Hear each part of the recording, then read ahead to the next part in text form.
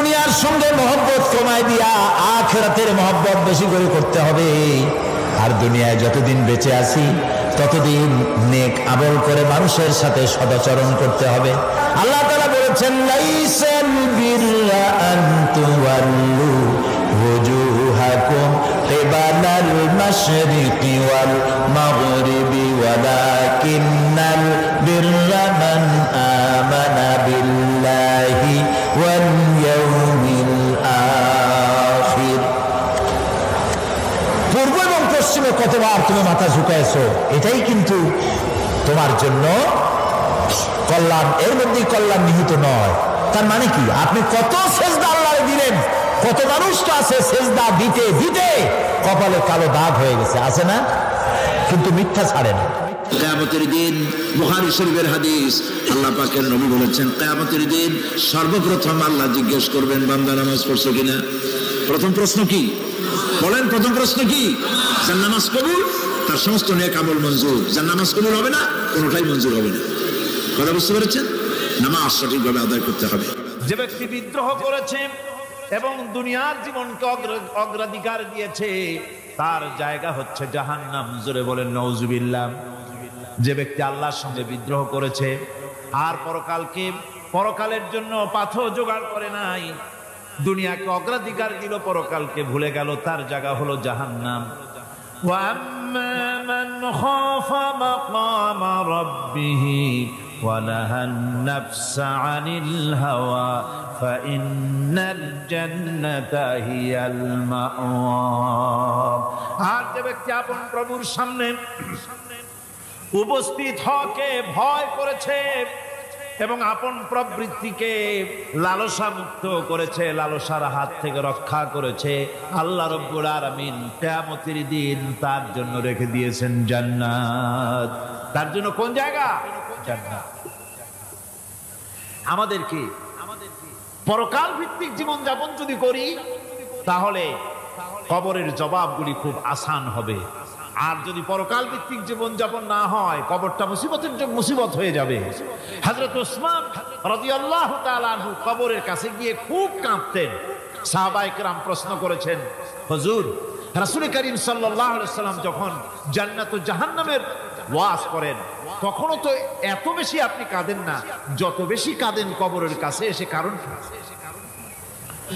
হযরত ওসমান রাদিয়াল্লাহু তাআলা আনহু বলতেন, আমার সাথীরা, আমি আমার হাবিবের কাছে, আল্লাহ রাব্বুল আলামিনের রাসূলের কাছে আমি শুনেছি এই কবরটাই হলো প্রথম স্টেশন, এই কবরটাই হলো প্রথম ইমিগ্রেশন কাউন্টার।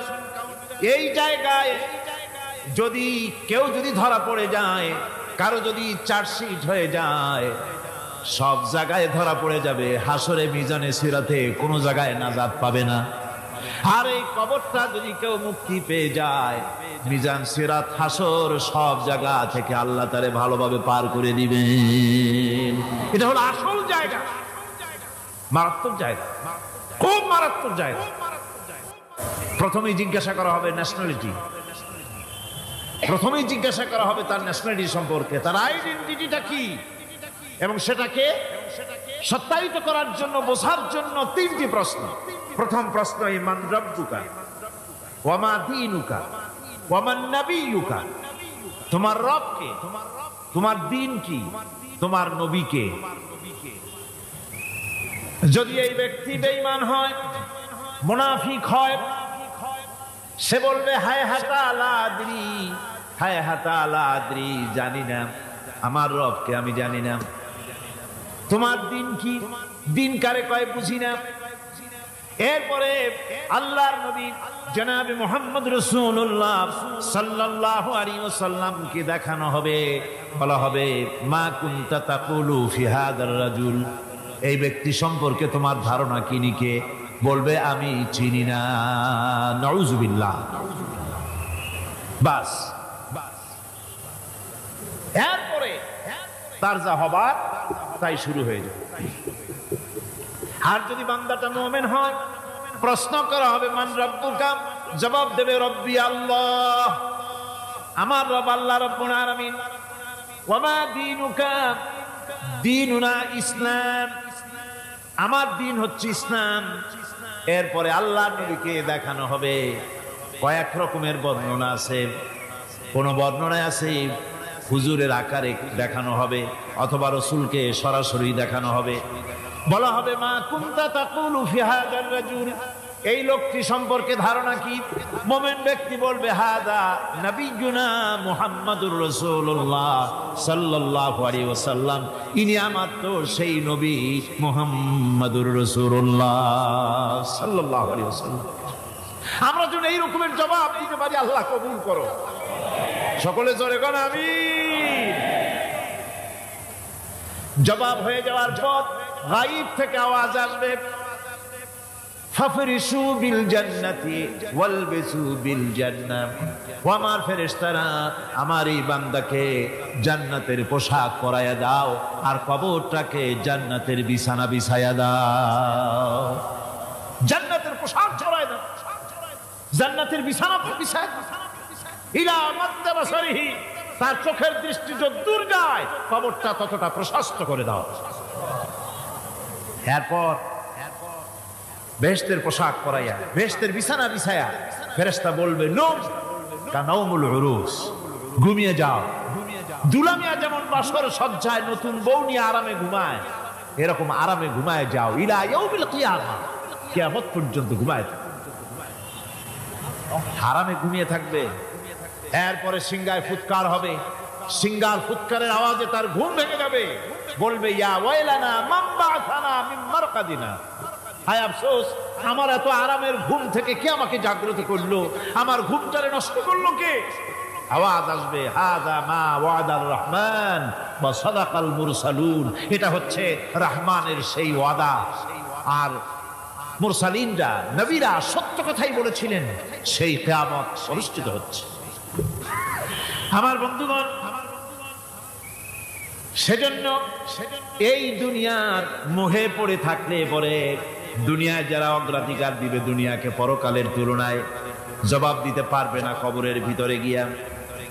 আর যারা পরকালকে অগ্রাধিকার দিবে, দুনিয়ার চাইতে পরকালকে বেশি অগ্রাধিকার দেবে, আর আল্লাহর ভয় কলিজার ভিতরে রাখবে, কবরের জবাব সঠিকভাবে দিতে পারবে, কিয়ামতের দিন আল্লাহ রাব্বুল আলামিন তাদের জন্য জান্নাত দান করবেন। জোরে বলেন আমিন।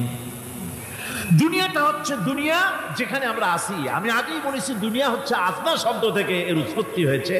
তুচ্ছ, নিকৃষ্ট, এটার দাম নাই, এটার মূল্য নাই।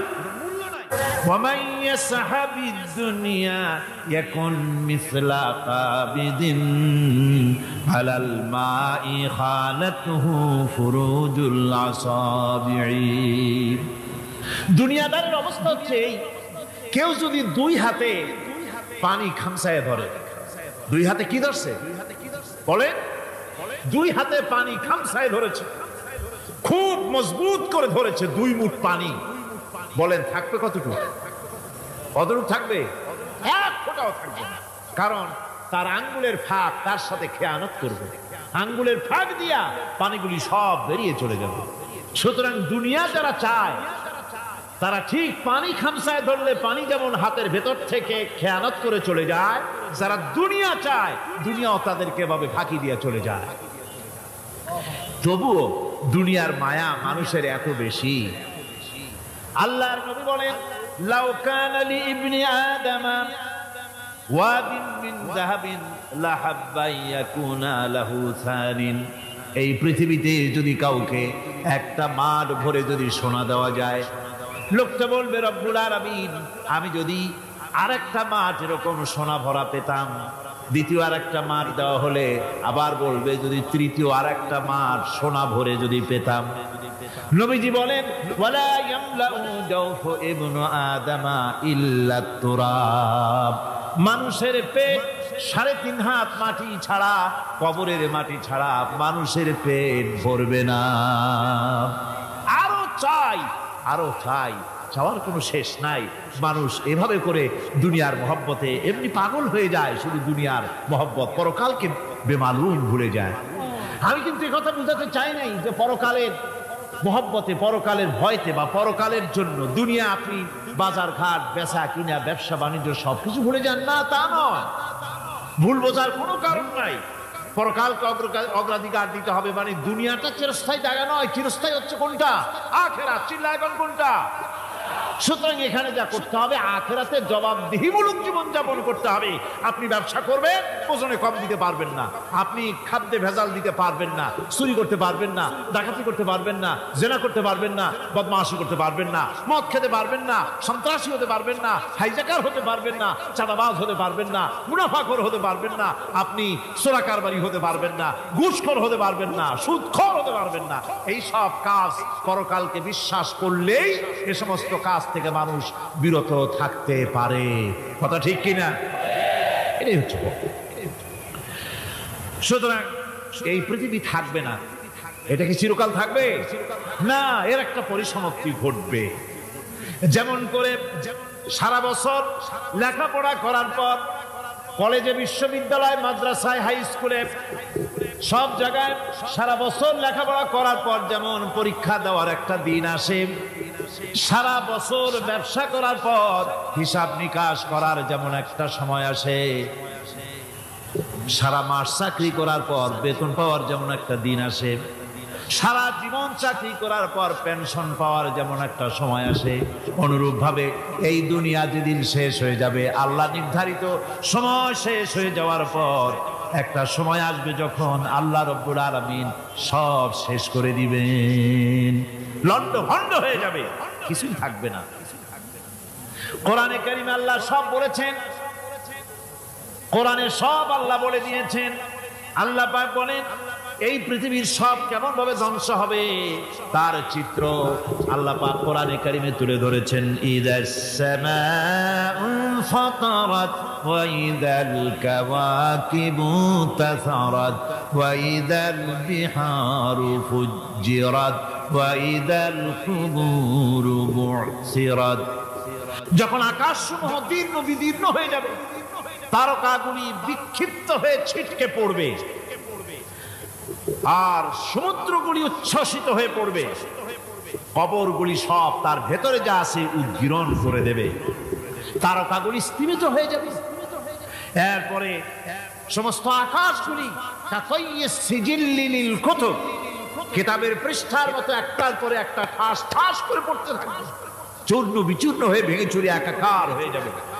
পাহাড়গুলিকে উড়িয়ে দেওয়া হবে, চন্দ্র এবং সূর্য একাকার হয়ে।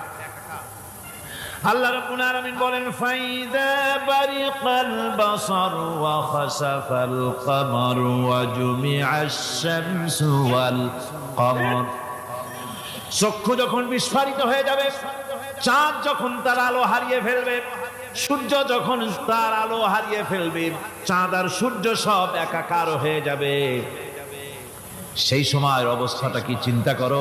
মানুষ হয়রান হয়ে দৌড়াদৌড়ি করবে। ওয়াহুমিলাতিল আরদু ওয়াল জিবালু ফাদুক্কাতা দাক্কাতান ওয়াহিদা। জমিন এবং পাহাড়গুলির মধ্যে আল্লাহ রাব্বুল আলামিন সংঘর্ষ বাঁধিয়ে দিবেন, পাহাড়গুলি ভেঙে চুরে টুকরা টুকরা হয়ে যাবে, পাহাড়গুলি উঁচু করে জমিনের উপরে আছাড় মেরে আল্লাহ রাব্বুল আলামিন ভেঙে চুরে চুরমার করে দিবেন। সুবহানাল্লাহ। ওয়া তাকুনুল জিবালু কালইনিল মানফুস। পাহাড়গুলো ভেজা ধোনা তুলার মতো করে উড়িয়ে দেওয়া হবে, পাহাড় উড়ে যাবে। সুবহানাল্লাহ। পৃথিবী একদিন পরিসমাপ্তি ঘটবে এবং আল্লাহর দরবারে আমাদেরকে উঠতে হবে এবং সেখানে আমাদের বিচার হবে। সেখানে আমাদের কি হবে? বিচার। আল্লাহ পাক বিচারটাকে নির্ভুল করার জন্য, সঠিক করার জন্য প্রত্যেকের গলায় আমলনামা ঝুলায় রাখছেন, এখানে রেকর্ডের ব্যবস্থা করা হয়েছে। আল্লাহ পাক বলছেন ওয়া কুল্লা ইনসানিন আলজামনাহু তাইরাহু ফি উনুকিহি ওয়া নুখরিজু লাহু ইয়াওমাল কিয়ামাতি কিতাবান ইয়ালকাহু মানশুরা। আল্লাহ পাক বলেন প্রত্যেকের ভালো মন্দ কর্মফল, কর্মলিপি আমি তার গলায় ঝুলায় রেখেছি। কিয়ামতের দিন সে নিজের কাছে স্পষ্ট সব দেখতে পারবে, কোনো জিনিস বাদ পড়বে না। তার গলায় তার আমলনামা ঝুলানো আছে, সব রেকর্ড হতেছে। আমরা যা করছি সবগুলি রেকর্ড হয়ে যাচ্ছে। প্রিয় ভাই সব, আল্লাহ রাব্বুল আলামিন পরীক্ষার জন্য আমাদেরকে এই ময়দানে ছেড়ে দিয়েছেন। প্রশ্ন কি হবে আল্লাহ সব বলে দিয়েছেন। প্রশ্ন কি হবে? তোমার যৌবন, এ ব্যাপারে প্রশ্ন করা হবে। কোন পথে ইনকাম করেছো প্রশ্ন করা হবে। কোন পথে খরচ করেছো প্রশ্ন করা হবে। দ্বীনের ইলম যতটুকু হাসিল করেছিলে তার কতটুকু নিজে পালন করেছো, আর দ্বীনের দাওয়াত কতটুকু মানুষের কাছে পৌঁছায়ছো, প্রত্যেকটি ব্যাপারে কিয়ামতে আল্লাহর কাছে জবাব দিতে হবে। এই জন্য কবি বলছেন, আমল সে জিন্দেগি বনতি হ্যায়, ये जन्नत भी व जहन्नम भी, ये खाकी अपनी फितरत है ना नारी ना नूरी। মানুষের জীবন আমল দিয়ে গঠন হয়, আমল দিয়ে জীবন গড়ে, নইলে এই মাটির তৈরি দেহ জান্নাত আর জাহান্নামের কিছু দিয়ে তৈরি হয়নি।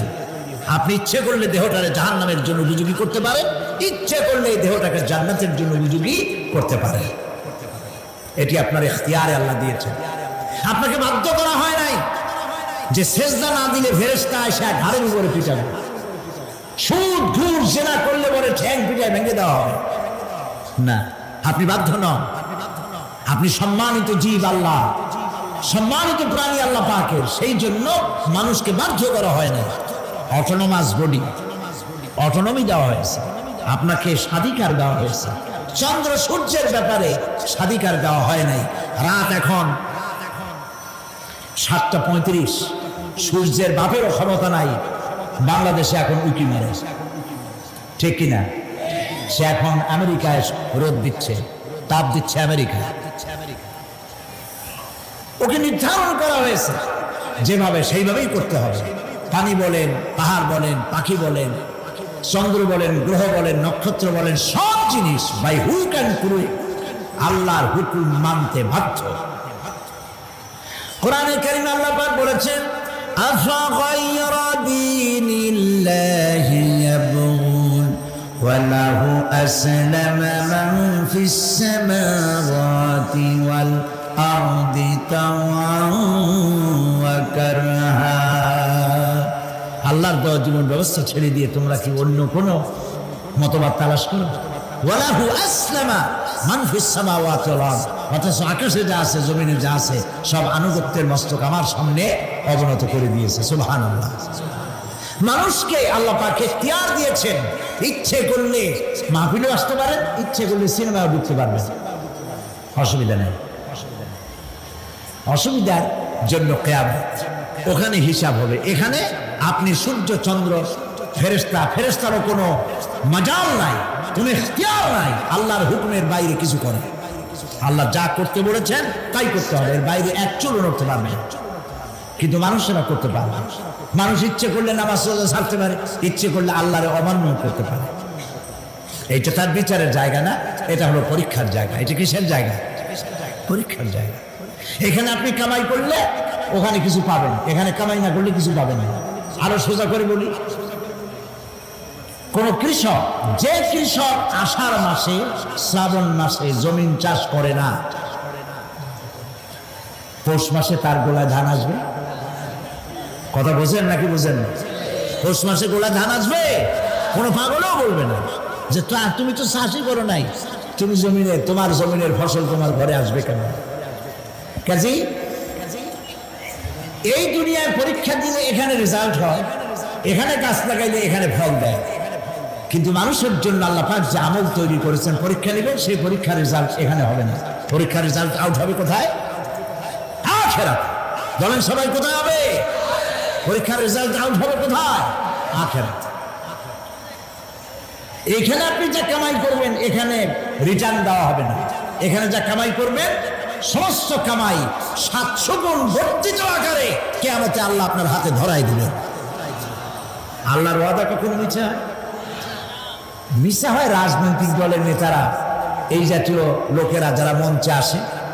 তো দুনিয়ার ময়দানে আপনি যা কামাই করবেন এখানে রেজাল্ট আউট হবে, এখানে আপনি পাবেন ফল, এখানে পাবেন।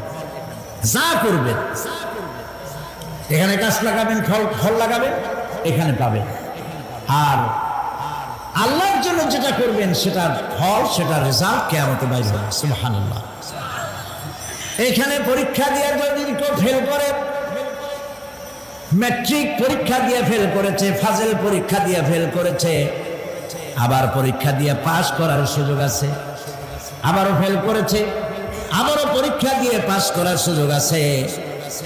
10 বার যদি ফেল করে আরো 10 বার পরীক্ষা দিয়ে পাস করার সুযোগ আছে।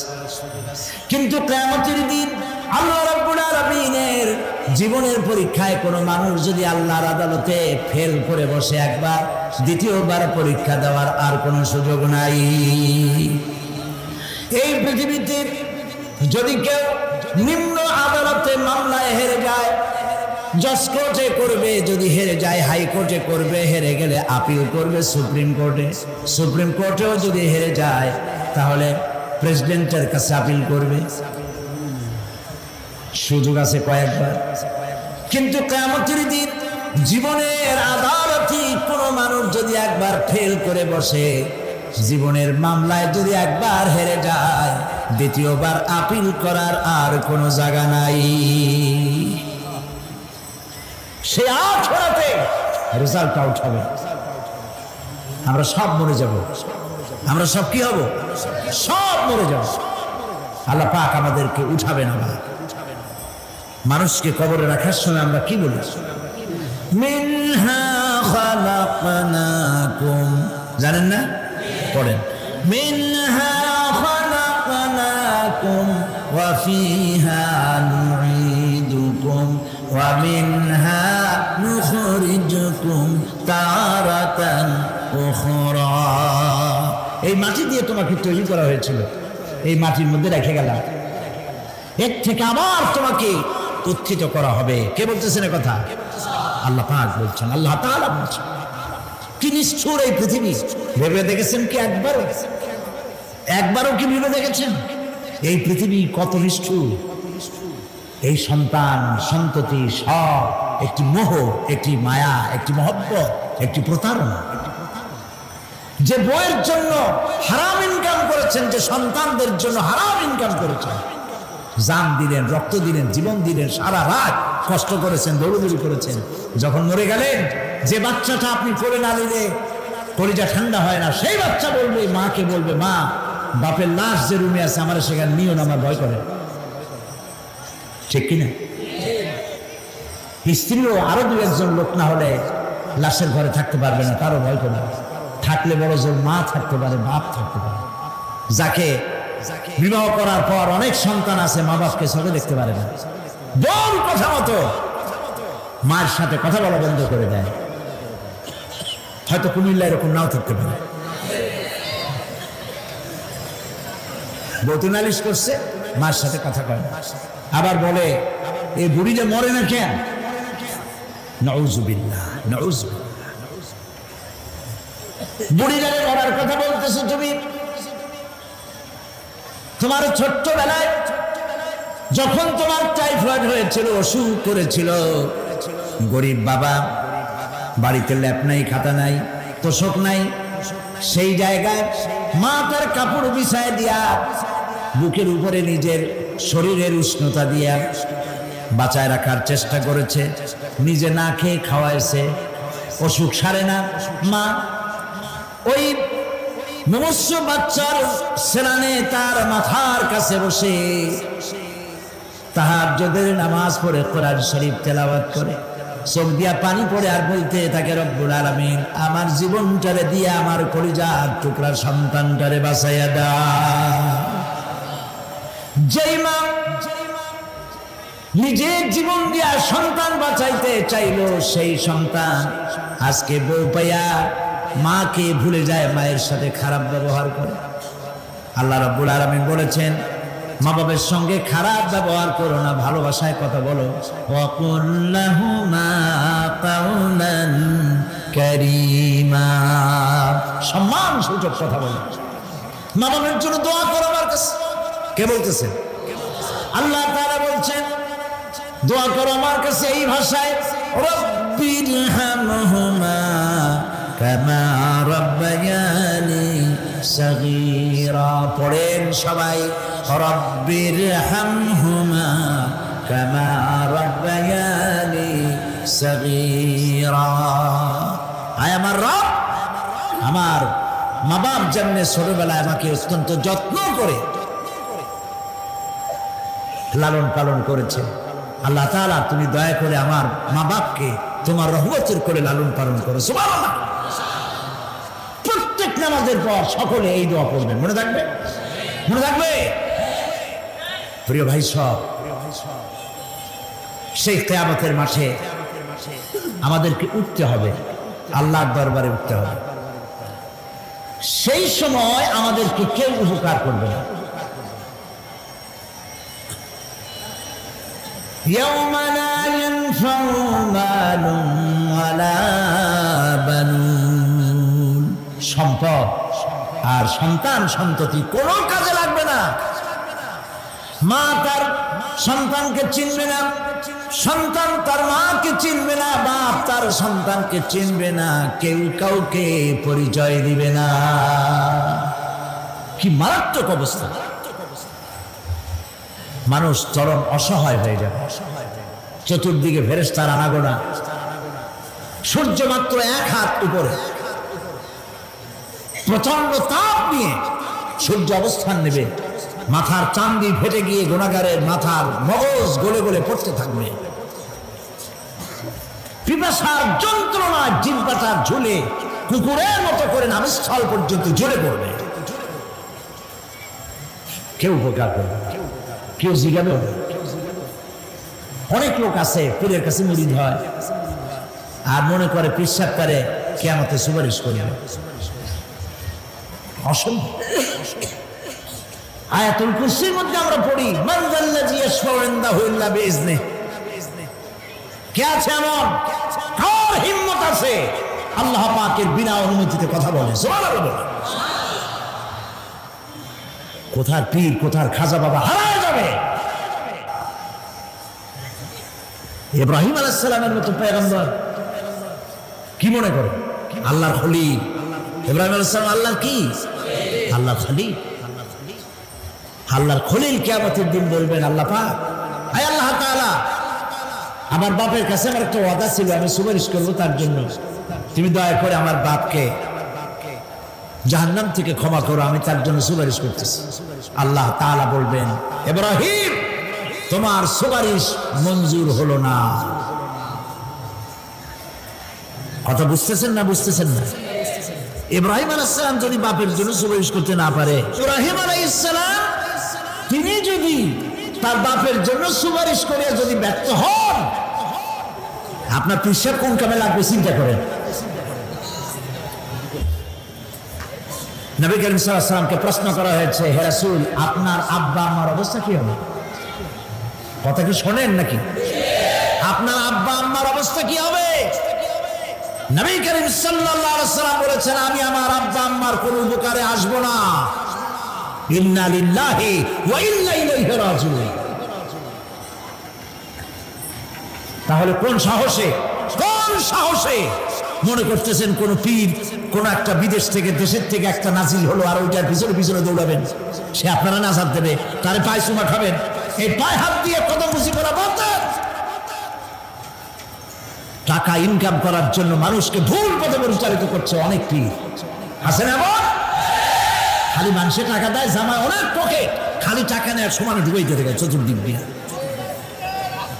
বাইরে বোঝার উপায় নাই, কিন্তু অনেক পীর আছে এমন, ঢাকা শহরে বড় বড় মার্কেটের মালিক, আমি জানি, বড় বড় মার্কেটের মালিক, বিরাট ব্যবসায়ী, জামা পরিষ্কার করে না 2 মাসে।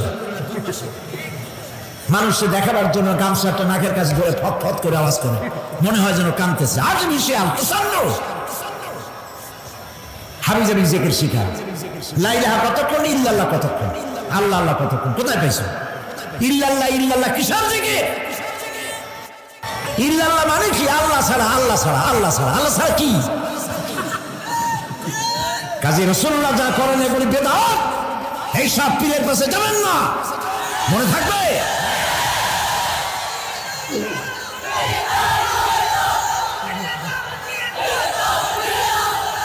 প্রিয় ভাই সব, কিয়ামতের দিন আপনার আমল, একমাত্র আমল আপনাকে বাঁচাইতে পারবে। এই কোরআন শরীফে আল্লাহ পাক বলেছেন, ইয়া আইয়ুহাল্লাযীনা আমানু আবতাগু ইলাইহিল ওয়াসিলা, হে বিশ্বাসীরা ওসিলা ধরো। ধুরন্ধর এক শ্রেণীর লোকেরা এর অর্থ করেছে পিঠধর। দুনিয়ার কোন তাফসীর, যত মুফাসসির পৃথিবীতে জন্মগ্রহণ করেছেন, কোন মুফাসসির এটা বলেন নাই আবতাগু ইলাইহিল ওয়াসিলা মানে হলো পিঠধর। বরং সমস্ত তাফসীর মুহাক্কিকিন বলেছেন আবতাগু ইলাইহিল ওয়াসিলা আই আমলে সালেহ, নেক আমলের ওসিলা ধরো। সুবহানাল্লাহ, নেক আমলের ওসিলা ধরো। প্রিয় ভাই সব, ধান্দাবাজি ছাড়তে হবে। কিয়ামতের দিন মানুষ একেবারে অসহায় হয়ে যাবে, কেউ সাহায্য করবে না। এমন কিছু ছিল না যার ঘষা দিয়ে অথবা জাদুর ছোঁয়া দিয়ে মৃত্যু প্রায় জাতিকে প্রাণ দিয়ে দিলেন, অন্ধ জাতিকে চক্ষুষ্মান করে দিলেন, জড় পদার্থগুলিকে দুনিয়ার শ্রেষ্ঠ মানুষ বানায় দিলেন। কি করে এটা হলো? কবি হালি বলেছেন, উতর কর গারে হেরা সে সোয়ে কম আয়া, উতর কর গারে হেরা সে সোয়ে কম আয়া, और एक नुस्खे कीमिया साथ लाया। হেরা পাহাড় থেকে নেমে এলেন সরওয়ারে দো আলম সাল্লাল্লাহু আলাইহি ওয়াসাল্লাম। হাতে নিয়ে আসলেন একটা পরশ পাথর, কিমিয়া, এমন পরশ পাথর নিয়ে এলেন যার ছোঁয়া লেগে, যার স্পর্শ লেগে লোহাগুলি সোনা হয়ে গেল। সুবহানাল্লাহ পড়েন, সুবহানাল্লাহ পড়েন। পরশ পাথরের খাসিয়ত হচ্ছে, পরশ পাথর যদি লোহায় লাগে, লোহা কি হয়ে যায়? স্বর্ণ হয়ে যায়।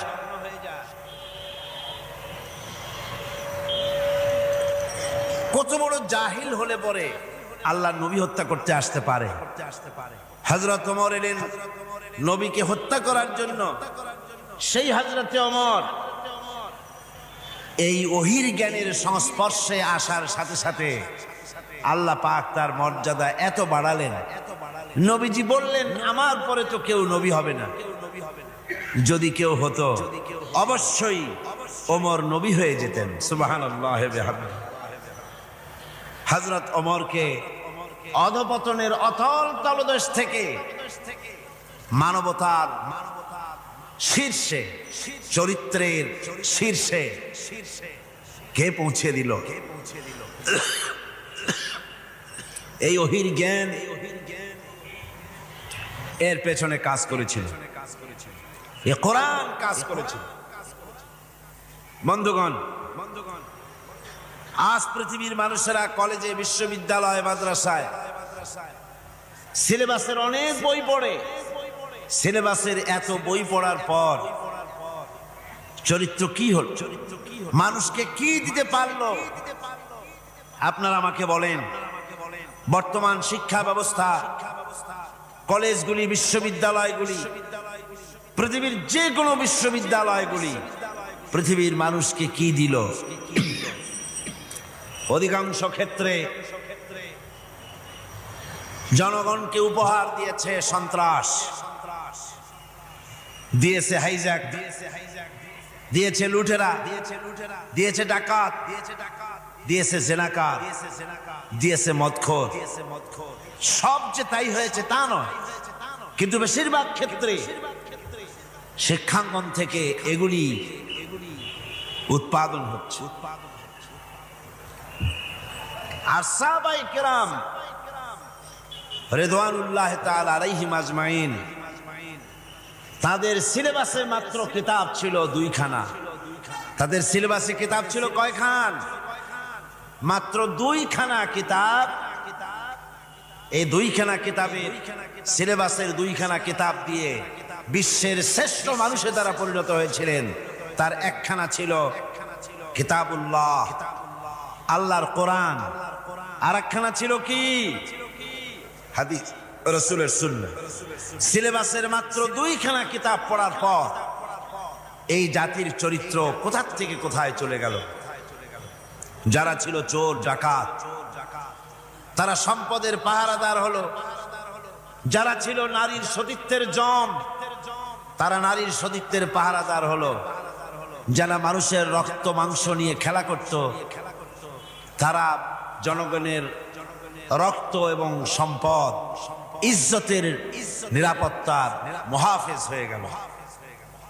এই যে বিরাট পরিবর্তন আসলো, এই পরিবর্তন আনয়নের পেছনে সবচাইতে বড় ভূমিকা ছিল কোরআনে। সবচাইতে বড় ভূমিকা কার? আল্লাহ রাব্বুল আলামিন বলেছেন আলিফ লাম রা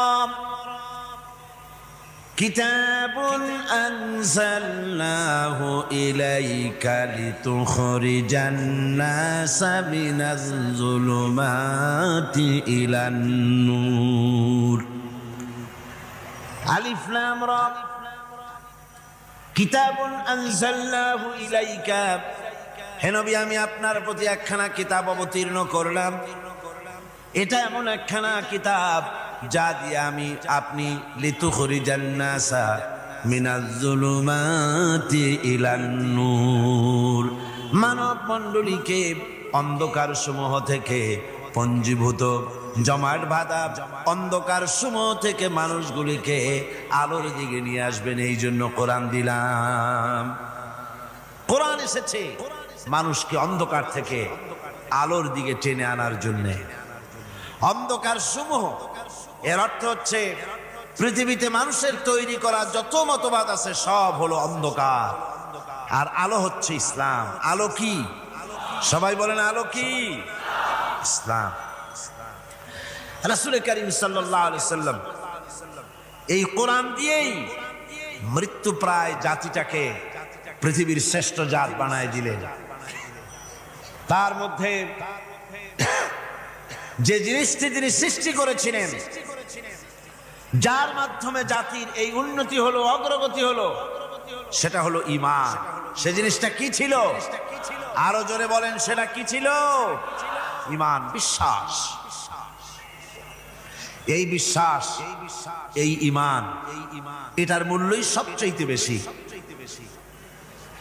আপনি কতবার সিজদা করলেন, কতবার পূর্ব পশ্চিমে মুখ ঘুরালেন, এটাই কিন্তু মূল কথা নয়। গত দুদিন এ কথাই আপনাদের সামনে আলোচনা করা হয়েছে। আজকে বাকি কথাগুলি বলবো ইনশাআল্লাহ। সবাই বলেন ইনশাআল্লাহ। একটু জোরে সোরে জিকির করেন, লা ইলাহা ইল্লাল্লাহ, লা ইলাহা। গত 2 দিন আমরা আলোচনা করতেছিলাম যে বিষয়ের উপরে, সে বিষয়টা ছিল এই, আল্লাহ পাক বলছেন লাইসাল বিররা আন তুওয়াল্লু ওয়ুজুহাকুম কিবালাল মাশরিকি ওয়াল মাগরিব ওয়ালাকিন্নাল বিররা মান আমানা বিল্লাহি ওয়াল ইয়াউমিল আখিরি ওয়াল মালাইকাতি ওয়াল কিতাবি ওয়ান নাবিয়্যিন। লাইসাল বিররা আন তুওয়াল্লু ওয়ুজুহাকুম, পূর্ব পশ্চিমে মুখ ঘোরানো, তোমাদের চেহারাটা পূর্ব পশ্চিমে ঘোরানো, এটাই প্রকৃতপক্ষের কোনো কল্যাণমূলক কাজ নয়। আসল নেক কাজ হচ্ছে মান আমানা বিল্লাহ, যে ব্যক্তি আল্লাহর প্রতি ঈমান এনেছে।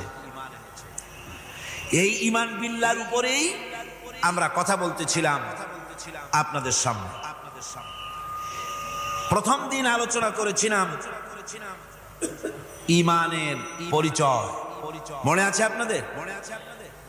মনে নাই? প্রথম দিন আলোচনা করেছিলাম ঈমানের পরিচয়। আর গতকাল কি করেছি? ঈমানের গুরুত্ব। গতকাল করেছি ঈমানের গুরুত্ব।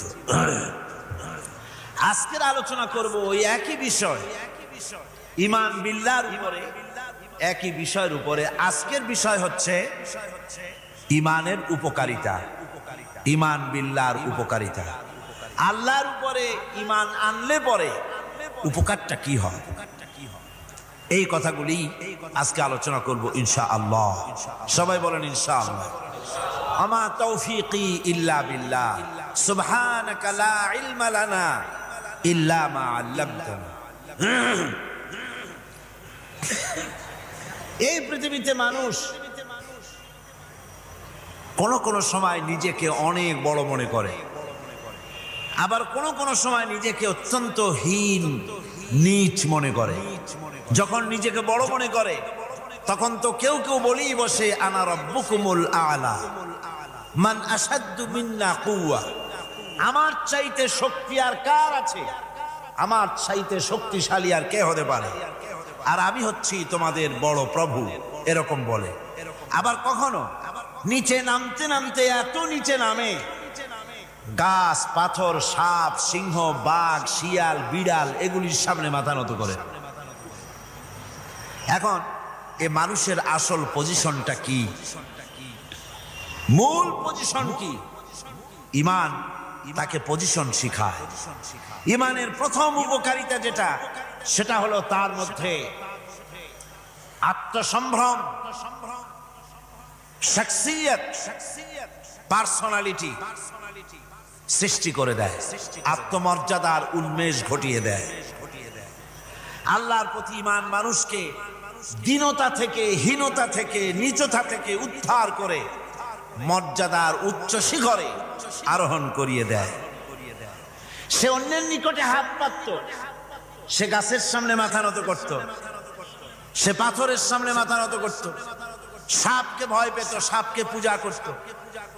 কিন্তু যখন এই মানুষটি আল্লাহর উপরে ঈমান আনলো, যখন এই মানুষ পড়ল লা ইলাহা ইল্লাল্লাহু মুহাম্মাদুর রাসূলুল্লাহ, জোরে পড়েন না, লা। মাইকটা আমার কানে আওয়াজ আসে না, কি জোরে আওয়াজ হচ্ছে, সেই জন্য আমার অসুবিধা হচ্ছে। এমন হওয়া উচিত যাতে আমি শুনতে পাই। এই কালেমা যখন পড়লো তখন সে নিজেকে চিনতে পারল, সে বুঝতে পারলো যে আমি যাদের সামনে মাথা নত করি, যাদের সামনে আনুগত্য করি, এগুলি তো আবার আর একজনের গোলাম। আল্লাহ রাব্বুল আলামিন কোরআনে কারীমের মধ্যে বলেছেন ইয়াবতাগুনা ইলা রাব্বিহিমুল ওয়াসিলা। আল্লাহ পাক বলেন যারা নাকি মানুষগুলি যার সামনে মাথা নত করে, যাদেরকে প্রভু বলে, দেবতা বলে, উচ্চ শক্তি সম্পন্ন মনে করে, যাদের পেছনে ঘুরে, যাদের কাছে হাত পাতে, তারাই তো আবার আল্লাহর কাছে যাওয়ার জন্য ওসিলা তালাশ করে। সুতরাং তার ভুল ভেঙে যায়, সে তখন দেখতে পায়, সে তখন বুঝতে পারে যে একজন এমন শক্তি আছে, একমাত্র তার কাছেই মাথা নত করতে হয়, আর কারো কাছে করা যায় না।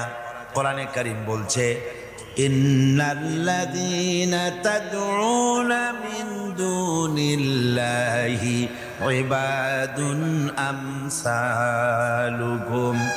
আমি আল্লাহকে বাদ দিয়ে তোমরা যার অনুসরণ করো, আমি আল্লাহকে বাদ দিয়ে তোমরা যাকে ডাকো, নিজের হাজাত পুরা করার জন্য, নিজের উদ্দেশ্য পুরা করার জন্য, মনস্কামনা পূর্ণ করার জন্য আমি আল্লাহরে বাদ দিয়ে যাদের ডাকো, ওরা তোমার মতো আমার গোলাম। তুমি যেমন আমার গোলাম, ওটাও আমার গোলাম।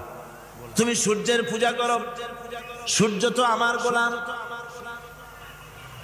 তুমি চাঁদের পূজা করো, চাঁদ তো আমার গোলাম।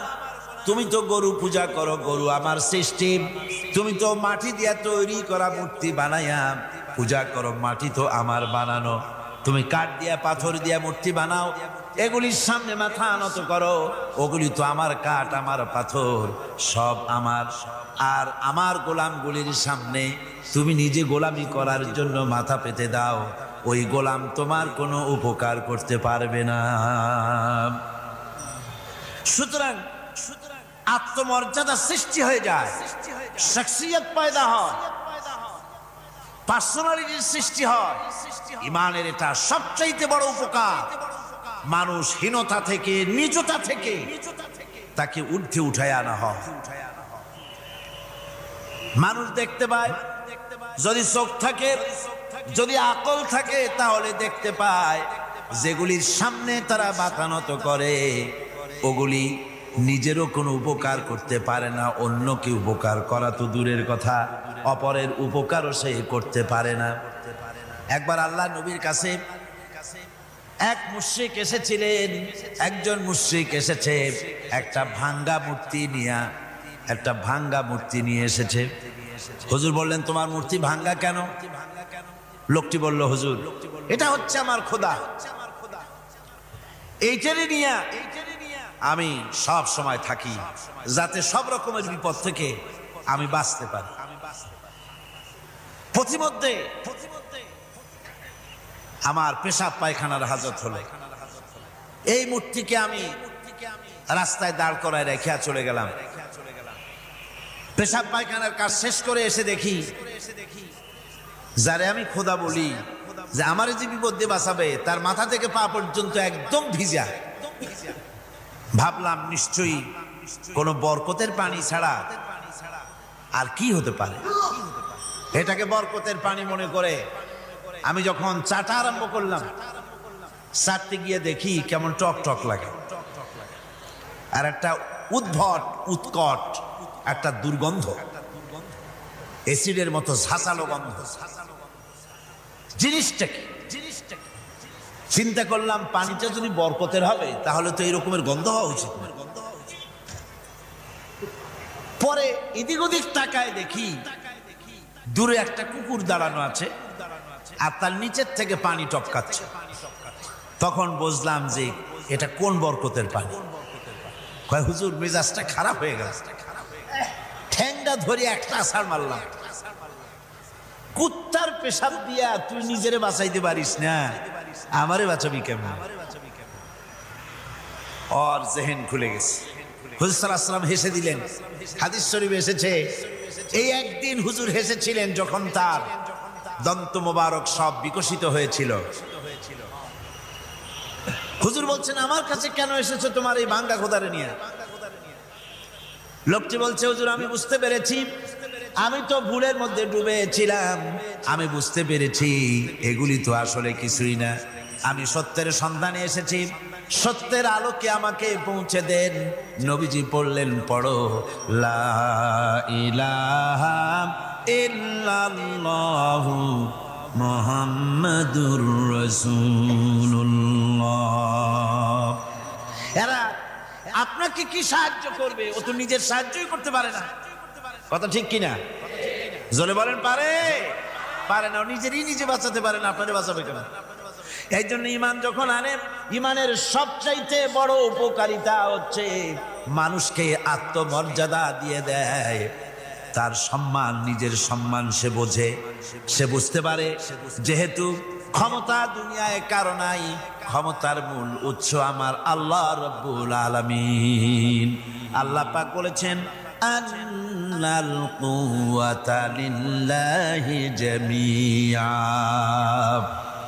সমস্ত ক্ষমতার উৎসকে। সন্দেহ আছে? আপনারা যেভাবে আল্লাহর নাম জিজ্ঞেস করলে যেভাবে বলেন, তাতে মনে হয় কিসের ফেব্রুয়ারিতে রোজা আসবে? রোজা এখনই শুরু হয়ে গেছে। আপনারা ভাতও খান নাই, ইফতারও করেন নাই, সেহরিও কপালে চড়ে নাই, এমনই দুরবস্থা। এরকম তো হওয়া উচিত না। আমি তো দীর্ঘদিনের লালিত স্বপ্ন ইসলামের বিপ্লব হবে চট্টগ্রাম থেকে, আর সেই মুজাহিদরা যদি আল্লাহর নামটা নিতে, যদি মহব্বতের সাথে না নিতে পারে, তো একটা কথা হইল। জোরে সরে বলেন, সমস্ত ক্ষমতার উৎস কে? হ্যাঁ, এবার না বোঝা গেল যে পারবেন। আল্লাহ পাক হচ্ছেন সমস্ত ক্ষমতার উৎস। এইটা যদি বিশ্বাস করেন, তাহলে আপনাকে পরাভূত করতে পারে, পরাজিত করতে পারে এমন ক্ষমতা এই পৃথিবীতে কারো। আল্লাহ রাব্বুল আলামিন বলেছেন, وما لكم من دون الله من ولي ولا نصير। তিনি ছাড়া তোমাদের কোনো অভিভাবক নাই, সাহায্যকারীও নাই। মুমিনের ওলি কে? মুমিনের অভিভাবক কে? সাহায্যকারী কে? আল্লাহ পাক। আমার বন্ধুগণ, সুতরাং পার্সোনালিটি তৈরি হবে। ইমানের সবচাইতে বড় উপকারিতা, প্রথম উপকারিতা হচ্ছে এই, মানুষকে ব্যক্তিত্ব সম্পন্ন করে দেয়। সে কাউকে ভয় করে না, সকলে তারই ভয় পায়। কয় সুবহানাল্লাহ। আল্লাহ রাব্বুল আলামিন বলেন, ওয়া ইন ইয়ামসাসকাল্লাহু বিদুররিন ফালা কাশিফা লাহু ইল্লা হুয়া ওয়া ইউরিদিকা বিখাইরিন ফালা রাদ্দা লিফাদলিহি। আল্লাহ পাক বলছেন, আল্লাহ রাব্বুল আলামিন তোমাকে যদি কোনো বিপদ দেন, এই বিপদ থেকে তোমাকে কেউ মুক্ত করতে পারবে না, কেউ বাঁচায় দিতে পারবে না। আল্লাহ যদি তোমার জন্য বিপদ রেখে দিয়া থাকেন, এই বিপদ থেকে বাঁচাবার ক্ষমতা কারো নাই। আর আল্লাহ যদি তোমাকে কোনো কল্যাণ দিতে চান, তাহলে সেই কল্যাণ প্রতিহত করতে পারে, সে কল্যাণের পথে বাধা দিতে পারে। আকাশে জমিনে এমন কেউ নাই। সুবহানাল্লাহ পড়ে। কাজে শক্তি তো সবটাই আল্লাহ রাব্বুল আলামিনের, ক্ষমতা সবটা কার? আল্লাহ সুবহানাহু ওয়া তাআলা। কল্যাণও করেন তিনি, আর অকল্যাণ যদি করেন, সে অকল্যাণ থেকে বাঁচবার উপায় নাই। কল্যাণ যদি করতে চান, ঠেকাবারও কারো উপায়। মুমিন ব্যক্তির আত্মমর্যাদা এভাবে বেড়ে যায় ইমানের কারণে। এতটা ইমানের কারণে তার আত্মমর্যাদাটা এত বেড়ে যায় যে সে হক কথা বলতে গিয়া রিজেকের চিন্তা করে না, চাকরির চিন্তা করে না। হক কথাটা যদি বলি, আমি সরকারি চাকরি করি, হক কথা বললে পরে চাকরি থাকবে না। ইমামতি করি, হক কথা বললে পরে চাকরি থাকবে না। এই জাতীয় হীনমন্যতা তার মনের ভিতরে জায়গা পাবে না। যেহেতু কোরআন তার শিখাইছে, কিসের ভয়? রিস্কের চিন্তা করো। রিস্কের চিন্তা করার কোনো দরকার নাই। কোরআন তোমাকে বলে দিয়েছে, ঈমান এনেছো তুমি যার উপরে, ইন্নাল্লাহা হুয়ার রাজ্জাকু যুল কুওয়াতিল মাতিন। নিশ্চিতভাবে আল্লাহই হচ্ছেন মহান রিজেক দাতা। নিরঙ্কুশভাবে রিজেকের চাবিকাঠি তারই হাতে। তা আমার রিজেক যদি আল্লাহর হাতে হয়, এটা যদি বিশ্বাস করি, তাহলে মেম্বারের উপরে দাঁড়িয়ে হক কথাটা বলতে ভয় পাই কেন? চাকরি করি, হক কথাটা বলতে পারি না কেন? সরকারের কাছে আমার রিজেক নয়, সেক্রেটারির কাছে, মুতাওয়াল্লির কাছে আমার রিজেক নয়। আমার খাদ্য কার কাছে? আমার রিজেক কার কাছে? এটা হলো সবচেয়ে বড় ভয়। ইমানের দাবি করে ঠিক, ওয়াজ নসিহত করেও ঠিক, মানুষকে উপদেশ দেয়ও ঠিক, কিন্তু মনের মধ্যে ভয় একটু থেকেই যায়। যদি চাকরিটা যায়, তাহলে বিবি বাল বাচ্চা নিয়ে বাঁচবো কেমনে? এটা থাকে মনের ভিতরে এক চিন্তা। একজন টিচার তার ছাত্রদেরকে শিখাইছিলেন যে বিসমিল্লাহর এত ফজিলত, নদীর উপর থেকে বিসমিল্লাহ বলে হাঁটে গেলে তাও হাঁটে যাওয়া যায়, খেওয়ার নৌকা ছাড়াই পানির উপর হাঁটে যাওয়া যায়। একটা ছেলে, একটা ছাত্র এই কথাটা এমন বিশ্বাস করলো, নদীর পাড়ি দিয়ে, তার বাড়ি ছিল নদীর ওপার, প্রতিদিন খেওয়া পার হইয়া মাদ্রাসায় আসতো। বিশ্বাস সে করছে পুরাটাই, আর বিসমিল্লাহ বলে পাও দিয়ে হাঁটিয়া চলে গেল পার হয়ে। এটা কোনো কোরআন নয়, হাদিস নয়, শোনা কথা। তারপরে একদিন তার মা তাকে বলেছে, তোমার হুজুরকে একটু দাওয়াত দাও আমাদের বাড়ি। হুজুরের দাওয়াত দিছে, মিলাদের দাওয়াত শুনে হুজুর তো খুব খুশি। তারপরে ছাত্রের সঙ্গে রওনা হয়েছে। নদীর ঘাটে এসে দেখে যে নৌকা নাই। আরে বাবা, নৌকা নাই, পার হবো কেমনে? কয় হুজুর কোন কি, নৌকার দরকারটা কি? আপনি না বলছেন বিসমিল্লাহ বলে হেঁটে যাওয়া যায়। আমি তো ওইটা শোনার পর আমি প্রত্যেক দিন তো এই কাম করিয়ে আসি, নৌকা টুকো লাগে না। আসেন না আমার সাথে। ছেলে বিসমিল্লাহ বলে হাঁটা আরম্ভ করছে পানির উপর দিয়ে। ওস্তাদ চিন্তা করতেছে আমি তো শুধু ওয়াজি করছি, আমল তো করি নাই, কি না কি হয় আল্লাহই জানে। পাজামা হাঁটু পর্যন্ত টাইনিয়া তারপরে বিসমিল্লাহ কয়ে পা দিছে, আর এক ছোটে চুবনি খাইয়া ভিতরে চলে গেছে। সুতরাং মুখ দিয়া বললে হবে না, বিশ্বাস করতে হবে, ইয়াকিন রাখতে হবে রিজকের মালিক আল্লাহ। হক কথা কাউকে ছেড়ে দেব না, এটা বলবোই, তাতে আমার চাকরি থাকুক আর চাকরি যাক। এর নাম হলো আত্মমর্যাদা। এর নাম কি? আত্মমর্যাদা। নইলে আপনি মসজিদের ইমাম, আর দুর্ভাগ্যজনক সত্য মসজিদের ইমামগুলি অধিকাংশ ক্ষেত্রে এমন সব সেক্রেটারি মোতাওয়াল্লি হয় যারা ইসলামী আদর্শকে বিশ্বাসী করে না। কথাটা ঠিক কিনা? ধর্মনিরপেক্ষতাবাদী, কিন্তু মসজিদের সেক্রেটারি, মাদ্রাসার সেক্রেটারি, ঈদগাহের সেক্রেটারি। কারণ মুসল্লিরা ভাবে ওনার পয়সা বেশি, ওনারই নেতা বানানো উচিত। অথচ কোরআন নিষেধ করেছে এমন কোন লোক মসজিদের মোতাওয়াল্লি সেক্রেটারি হতে পারে না যে ব্যক্তি আল্লাহর পথে পরিচালিত নয়, যে আল্লাহকে মানুষের চাইতে বেশি ভয় না করে, যে ব্যক্তির ভিতরে দ্বীন নাই, ঈমান নাই, ইসলামী আদর্শ নাই, শুধু পয়সার বিনিময় সেক্রেটারি মেম্বার মোতাওয়াল্লি হয়ে বসে আছে, আর ইমাম ভয়ের চোটে কথা বলে না। আছেন এমন? আচ্ছা,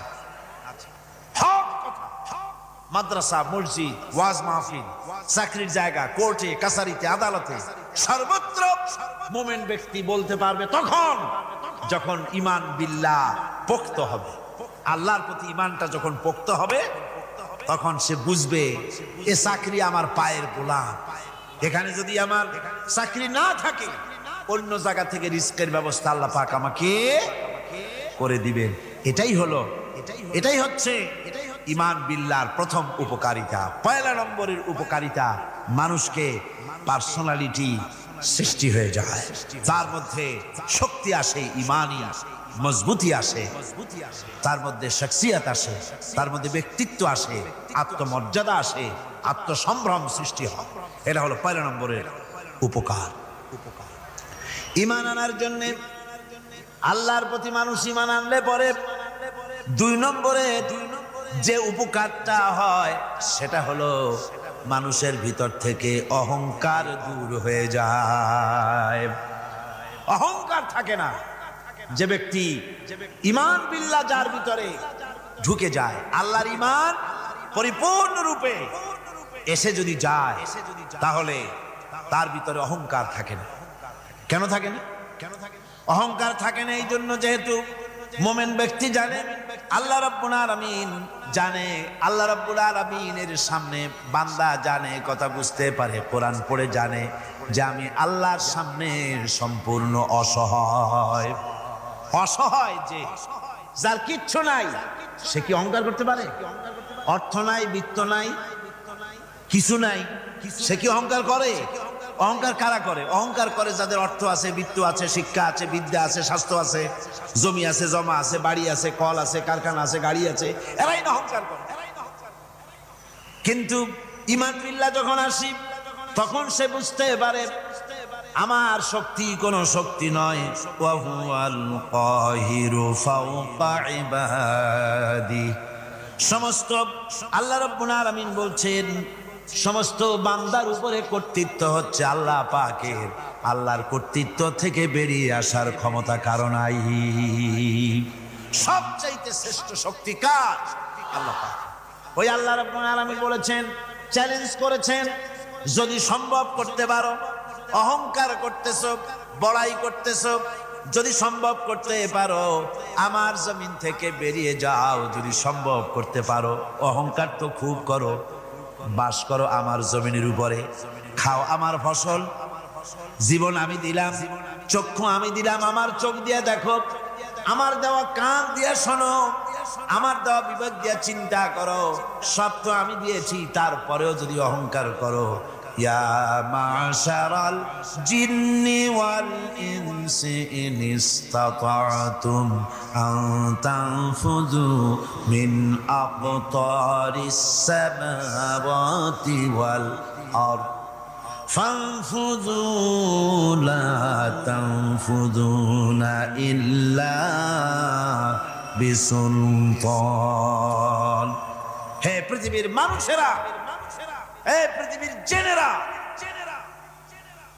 ইয়া মাশারাল জিন ওয়াল ইনস, হে পৃথিবীর মানুষ, মনুষ্য জাতি এবং জিন, যদি সম্ভব করতে পারো তাহলে আমার ইহাতা থেকে, আমার জমিন থেকে, আমার জমিনের উপর থেকে বেরিয়ে যাও।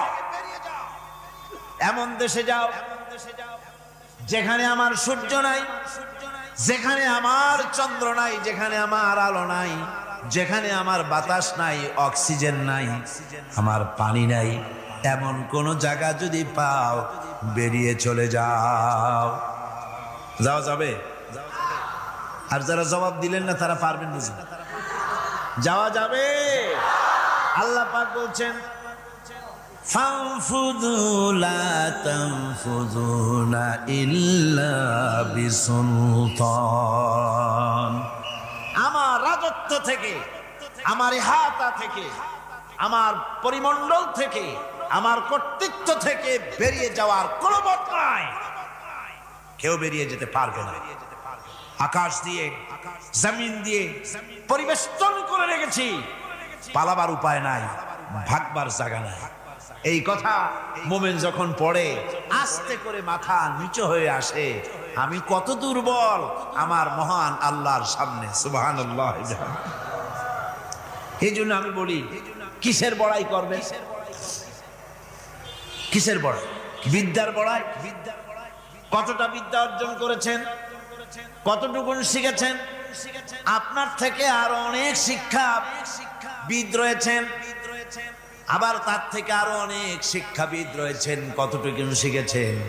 এখনো ছাত্র, অনেক কিছু আছে যা আপনি আজও জানতে পারেন নাই।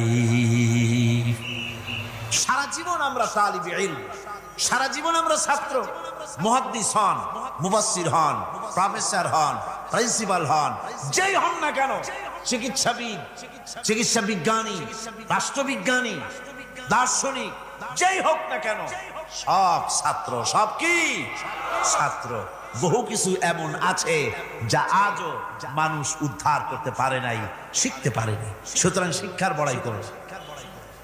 এরপরে অর্থের বড়াই করবা। কয়টা টাকার মালিক হয়েছে তুমি? টাকার বড়াই করে মানুষ। জিজ্ঞেস করা হয়, মিয়া সাহেব রোজা রাখেন না কেন? কয় রোজা রাখবো, চাউলের অভাব আছে নাকি?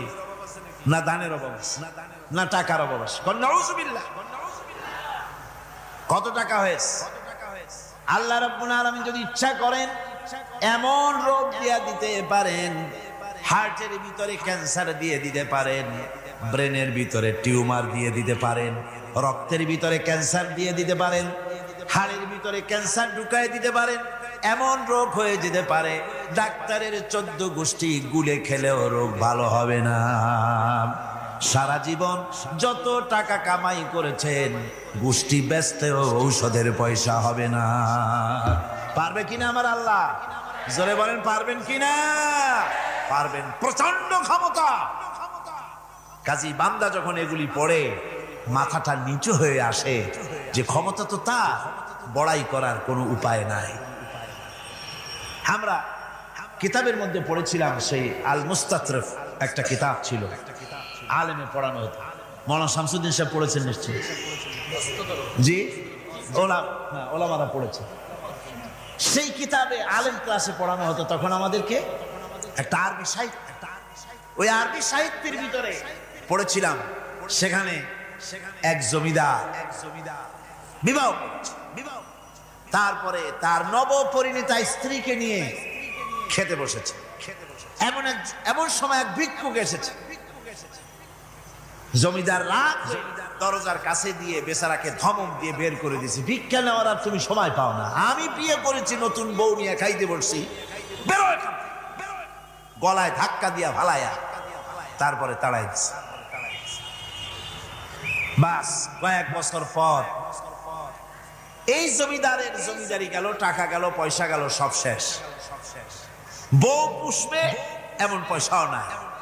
বউ তার থেকে বিচ্ছিন্ন হয়ে গেল, বউকে তালাক দিয়ে দিল। দীর্ঘদিন পর এই স্ত্রী বিবাহের একটা প্রস্তাব এলো আর এক জমিদারের সাথে। আর এক এলাকার নতুন এক জমিদার হয়েছে, তার সঙ্গে বিবাহের প্রস্তাব এলো। এরপরে সেই বিয়ে হয়ে যাওয়ার পর নতুন জমিদারের সাথে এই স্ত্রী বসে খানা খেতে বসেছে প্রথম দিন। এমন সময় দরজার কাছে এক ভিখারি এসে হাজির। নতুন জমিদার বলছে, বউ আমরা তো খেতে পারবো, আমাদের খাবারের প্লেটটা আজকে প্রথম তোমাকে নিয়ে খেতে বসেছি, এই খাবারের প্লেটটা ধরেই তুমি ভিখারিকে দিয়ে আসো। বউ খাবারের প্লেটটা ভিখারির হাতে দিতে গিয়ে সেন্সলেস হয়ে পড়ে গেছে, বেহুশ হয়ে পড়ে গেছে। নতুন জমিদার অনেকক্ষণ অপেক্ষা করলো, বউ ফেরে না কেন, যায় দেখে বেহুশ। মুসাফির সেখানে দাঁড়ানো। কিছুক্ষণ পর বউয়ের হুশ হলো, জিজ্ঞেস করলো, হয়েছে কি, তুমি এরকম পড়ে গেল কেন? এই মুসাফিরকে দেখে বউ বলতেছে, আল্লাহর কসম, তুমি যখন আমাকে প্লেট ভরা খাবার দিয়ে পাঠাই দিলা ভিক্ষুককে দেওয়ার জন্যে, যারে ভিক্ষা দিতে গেলাম, আল্লাহর কসম করে বলি, এ হচ্ছে আমার সেই প্রথম স্বামী। এবার ওই জমিদার বলতেছে, তুমি যেমন কসম করে বলতেছো এই হলো তোমার প্রথম স্বামী, আমিও আমার আল্লাহর নামে কসম করে বলি, আমিও সেই ভিখারি যেদিন তোমরা খেতে বসেছিলে আর আমি ভিক্ষা নিতে গিয়েছিলাম, আমাকে দরজা থেকে তাড়ায় দিয়েছিলে। সুতরাং বড়াই করো না অর্থে, টাকার বড়াই করো না, অহংকার করো না। স্বাস্থ্যের বড়াই করো না, স্বাস্থ্য ভালো, অহংকার করো না। আল্লাহ যদি ইচ্ছে করেন এক রাত্রের মধ্যে মাত্র আধা ঘন্টা 15 মিনিটের ভিতরে কয়েকবার পাতলা দাস্ত দিয়া জনমের মতো শেষ করে দিতে পারেন, পারেন কিনা? সুতরাং মানুষ ঈমান বিল্লাহ, আল্লাহর প্রতি ঈমান মানুষকে এভাবে বিনয়ী করে দেয়। কোন আলহামদুলিল্লাহ। অহংকার বলে কিচ্ছু থাকে না তার। সে আগে সালাম দেয়। ঈমান বিল্লাহ, যার মধ্যে ঈমান, আল্লাহর ঈমান ঢুকে যায়, তার আগে কেউ সালাম দিতে পারে না। রাসূলুল্লাহ বলেছেন, যে ব্যক্তি আগে সালাম দেয় সে অহংকার মুক্ত। জোরে বল সুবহানাল্লাহ। এখন তো সালাম শুধু পেতে চায়। দারোগা চিন্তা করে, পুলিশেরা আমারে সালাম দেবে, আমি ওরে সালাম দিতে যাবো কেন? ও প্রত্যেকদিন আমারে দেয় স্যালুট, আমি দেবো ওরে সালাম, একটা কথা। এসপি মনে করে ইন্সপেক্টররা আমারে সালাম দিবে, আইজি মনে করে এসপিরা আমারে সালাম দিবে, প্রেসিডেন্ট মনে করে মন্ত্রীরা আমারে সালাম দিবে, হুজুররা মনে করে মুরিদরা আমারে আগে সালাম দিবে। না, এটা সুন্নাতের খেলাফ। রাসূলুল্লাহর আগে কেউ সালাম দিতে পারে নাই। জোরে কোন সুবহানাল্লাহ। আগে সালাম দাও।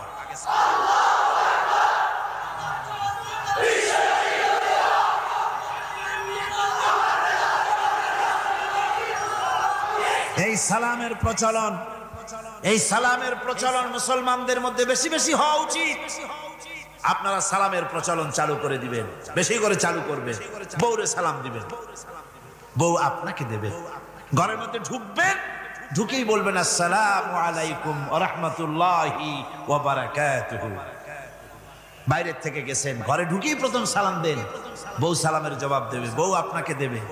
বাচ্চাদের সালাম দেন, বাচ্চারা আপনাকে দিবে। এরকম সালামের প্রচলন চালু করেন। রাসূলুল্লাহ বলেছেন, মানে একটা গাছের আড়ালে এই সালাম হলো, লোকটা গাছের আড়ালে চলে গেছে, আবার দেখো আবার সালাম দেয়। এখন ওই সালাম কমে গেছে। এখন সালামের পরিবর্তে অনেক কিছু হয়েছে। সালাম দেয়, তার জবাবও দেয় না। যদি বলে কেউ, গরিব মানুষ সালাম দিয়েছে বড় লোক করে, আসসালামু আলাইকুম, ওয়ালাইকুম আসসালাম বলতে চায় না, একটু মাথা নাড়ে। তারপরে জিজ্ঞেস করে, স্যার কেমন আছেন? এই যাচ্ছে, কেটে যাচ্ছে। কি কেটে যাচ্ছে? তোমার কল্লা। আলহামদুলিল্লাহ বলতে পারো না? অধিকাংশ ক্ষেত্রে যদি জিজ্ঞেস করেন কেমন আছেন, এই যাচ্ছে, কেটে যাচ্ছে।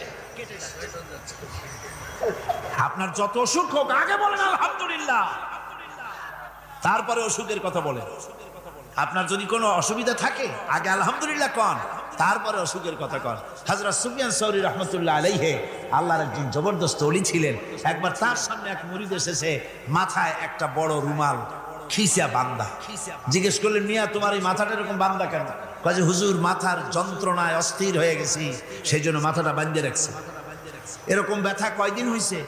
কয়দিন? আর সবসময় হয় না, বছরে 2-1 হইলেও পারে, না হইলেও পারে। বলে বছরে 2-1 ব্যথা ব্যথা হয়, সেই ব্যথাটা দড়ি দিয়া বান্ধে মানুষকে দেখাইলা যে আমার ব্যথা হয়েছে, অসুবিধা দেখালে। আর যতদিন ভালো ছিলে ওইটার প্রমাণ স্বরূপ মাথায় কি বান্ধে মানুষকে দেখাইছো। সুতরাং শুকরিয়া আদায় করো সব সময়। আলহামদুলিল্লাহ আলা কুল্লি হাল, সব অবস্থায় আমি ভালো আছি, আমার থেকে আরো অনেক খারাপ আছে। সুতরাং সালামের প্রচলন তারাই করে বেশি যারা বিনয়ী হয়। অহংকার যাদের মধ্যে জায়গা পায় না। অহংকার পাবে কি করে? বান্দা কোরআন থেকে জেনেছে, ওয়াল্লাহুল গানিয়্যু ওয়া আনতুমুল ফুকারা। আল্লাহ রাব্বুল আলামিন বলেন, তোমরা হলে সবাই ফকির, তোমরা হলে সব মুকাফিকি, আর একমাত্র আল্লাহ রাব্বুল আলামিন বেনিয়াজ। আল্লাহই শুধু বেনিয়াজ, আর সব কি মুকাফিকি কার কাছে? আল্লাহর কাছে। এই জন্য বিনয়ী হতে হবে। যে জমিনটা বাস করি, জমিনটা কার? চিল্লায় কোন কার? লিল্লাহি মা ফিস সামাওয়াতি ওয়া মা ফিল আরদ। আকাশ ও তার, জমিনও। এই কথা যদি জানা থাকে, বিশ্বাস থাকে, তাহলে সেই ব্যক্তি অহংকার করতে পারে না, সে বিনয়ী হয়। ঈমান বিল্লাহ তাকে বিনয়ী বানায় দেয়। আর বিনয়ী মানুষ, নিরহংকার মানুষই আল্লাহর কাছে বেশি পছন্দ। এই ঈমান তার ভিতরে এই কথা জাগ্রত করে দেয়। আমি যদি একটা গাড়ির মালিক হয়ে থাকি, আমি যদি একটা বাড়ির মালিক হয়ে থাকি, আমি যদি স্ত্রী পুত্র সন্তান পেয়ে থাকি, আমি যদি মন্ত্রী হয়ে থাকি, আমি যদি কিছু পেয়ে থাকি, আমার হাতের কামাই দ্বারা পাই নাই। আল্লাহ শিখাই দিচ্ছেন, ওয়ামা বিকুম বিনি'মাতিন ফামিনাল্লাহ। যত নেয়ামত তোমরা পেয়েছো সব আল্লাহ রাব্বুল আলামিন দিয়েছেন। জোরে বলেন সুবহানাল্লাহ। দাতাকে ভুলে যেও না, আল্লাহর কাছে বিনয়ী হও। সমস্ত নেয়ামত একমাত্র তিনি দিয়েছেন। ঈমান বিল্লাহর দ্বারা মানুষের এই গুণ সৃষ্টি হয়, এই উপকার হয় মানুষের, যে সে বিনয়ী হয়ে যায়। আল্লাহ পাক কোরআনে কারীমের মধ্যে আরো বলেন, ওয়ালা তামশি ফিল আরদি মারহান ইন্নাকা লান তাখরিকাল আরদা ওয়ালান তাবলুগাল জিবালা তুলা। ওয়ালা তামশি ফিল আরদি মারহান, আমার এই জমিনের উপরে অহংকার করে হেঁটো না। আল্লাহ পাক নিষেধ করেছেন, জমিনের উপরে অহংকার করে হেঁটো না। এই জমিনের উপরে অহংকার করে হাঁটতে গিয়া তুমি পদাঘাত করে আমার জমিনটারে ফাটাই দিতে পারবা না। আবার অহংকার করে লাভ দিয়া আমার পাহাড়টার উচ্চতাও ছাড়াই যেতে পারবে না। যখন তুমি পাহাড়ের উচ্চতা ছাড়াতে পারবে না, যখন জমিনটারে লাথি মেরে ফাটাই দিতে পারবে না, তখন আবার অহংকারটা কিসের? কিসের অহংকার? নিজের দিকে তাকাও, তোমারে আমি বানাইছি কি দিয়া? তোমার পেটের মধ্যে কি? তোমার শরীরের মধ্যে কি? মলমূত্র দিয়ে পেটটা ভরা, আর দুনিয়ায় এসেছো এক ফোঁটা নাপাক পানি দিয়ে। যে নাপাক পানি ফোঁটা শরীর থেকে বেরিয়ে গেলে পরে গোসল ওয়াজিব হয়ে যায়, ফরজ হয়ে যায়। এমন একটা নাপাক পানি যার জন্মের উৎস, তার তো অহংকার করার শোভা পায় না। অহংকার করবেন কেবলমাত্র কে? চিল্লায় বলেন কে? হাদিসে কুদসির ভিতরে এসেছে, আল্লাহ পাক বলেছেন, অহংকার হচ্ছে আমার ইজার, অহংকার হচ্ছে আমার চাদর। যে ব্যক্তি অহংকার করে সেজন্য আমি আল্লাহর চাদর নিয়ে টানাটানি করে। জোরে কর নাউজুবিল্লাহ, চিল্লায় কর নাউজুবিল্লাহ।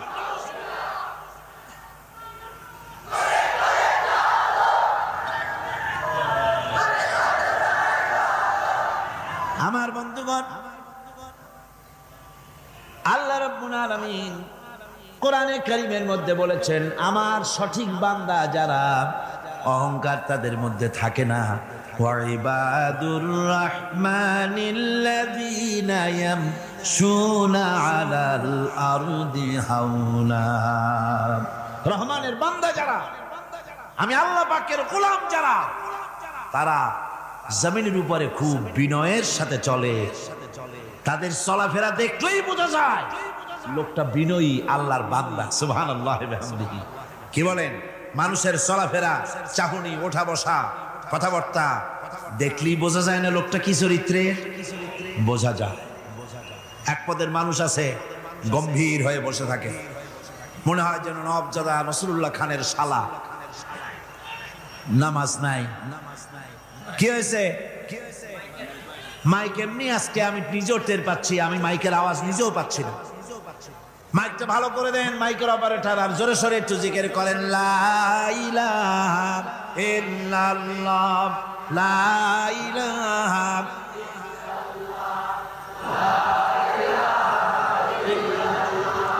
লা ইলাহা।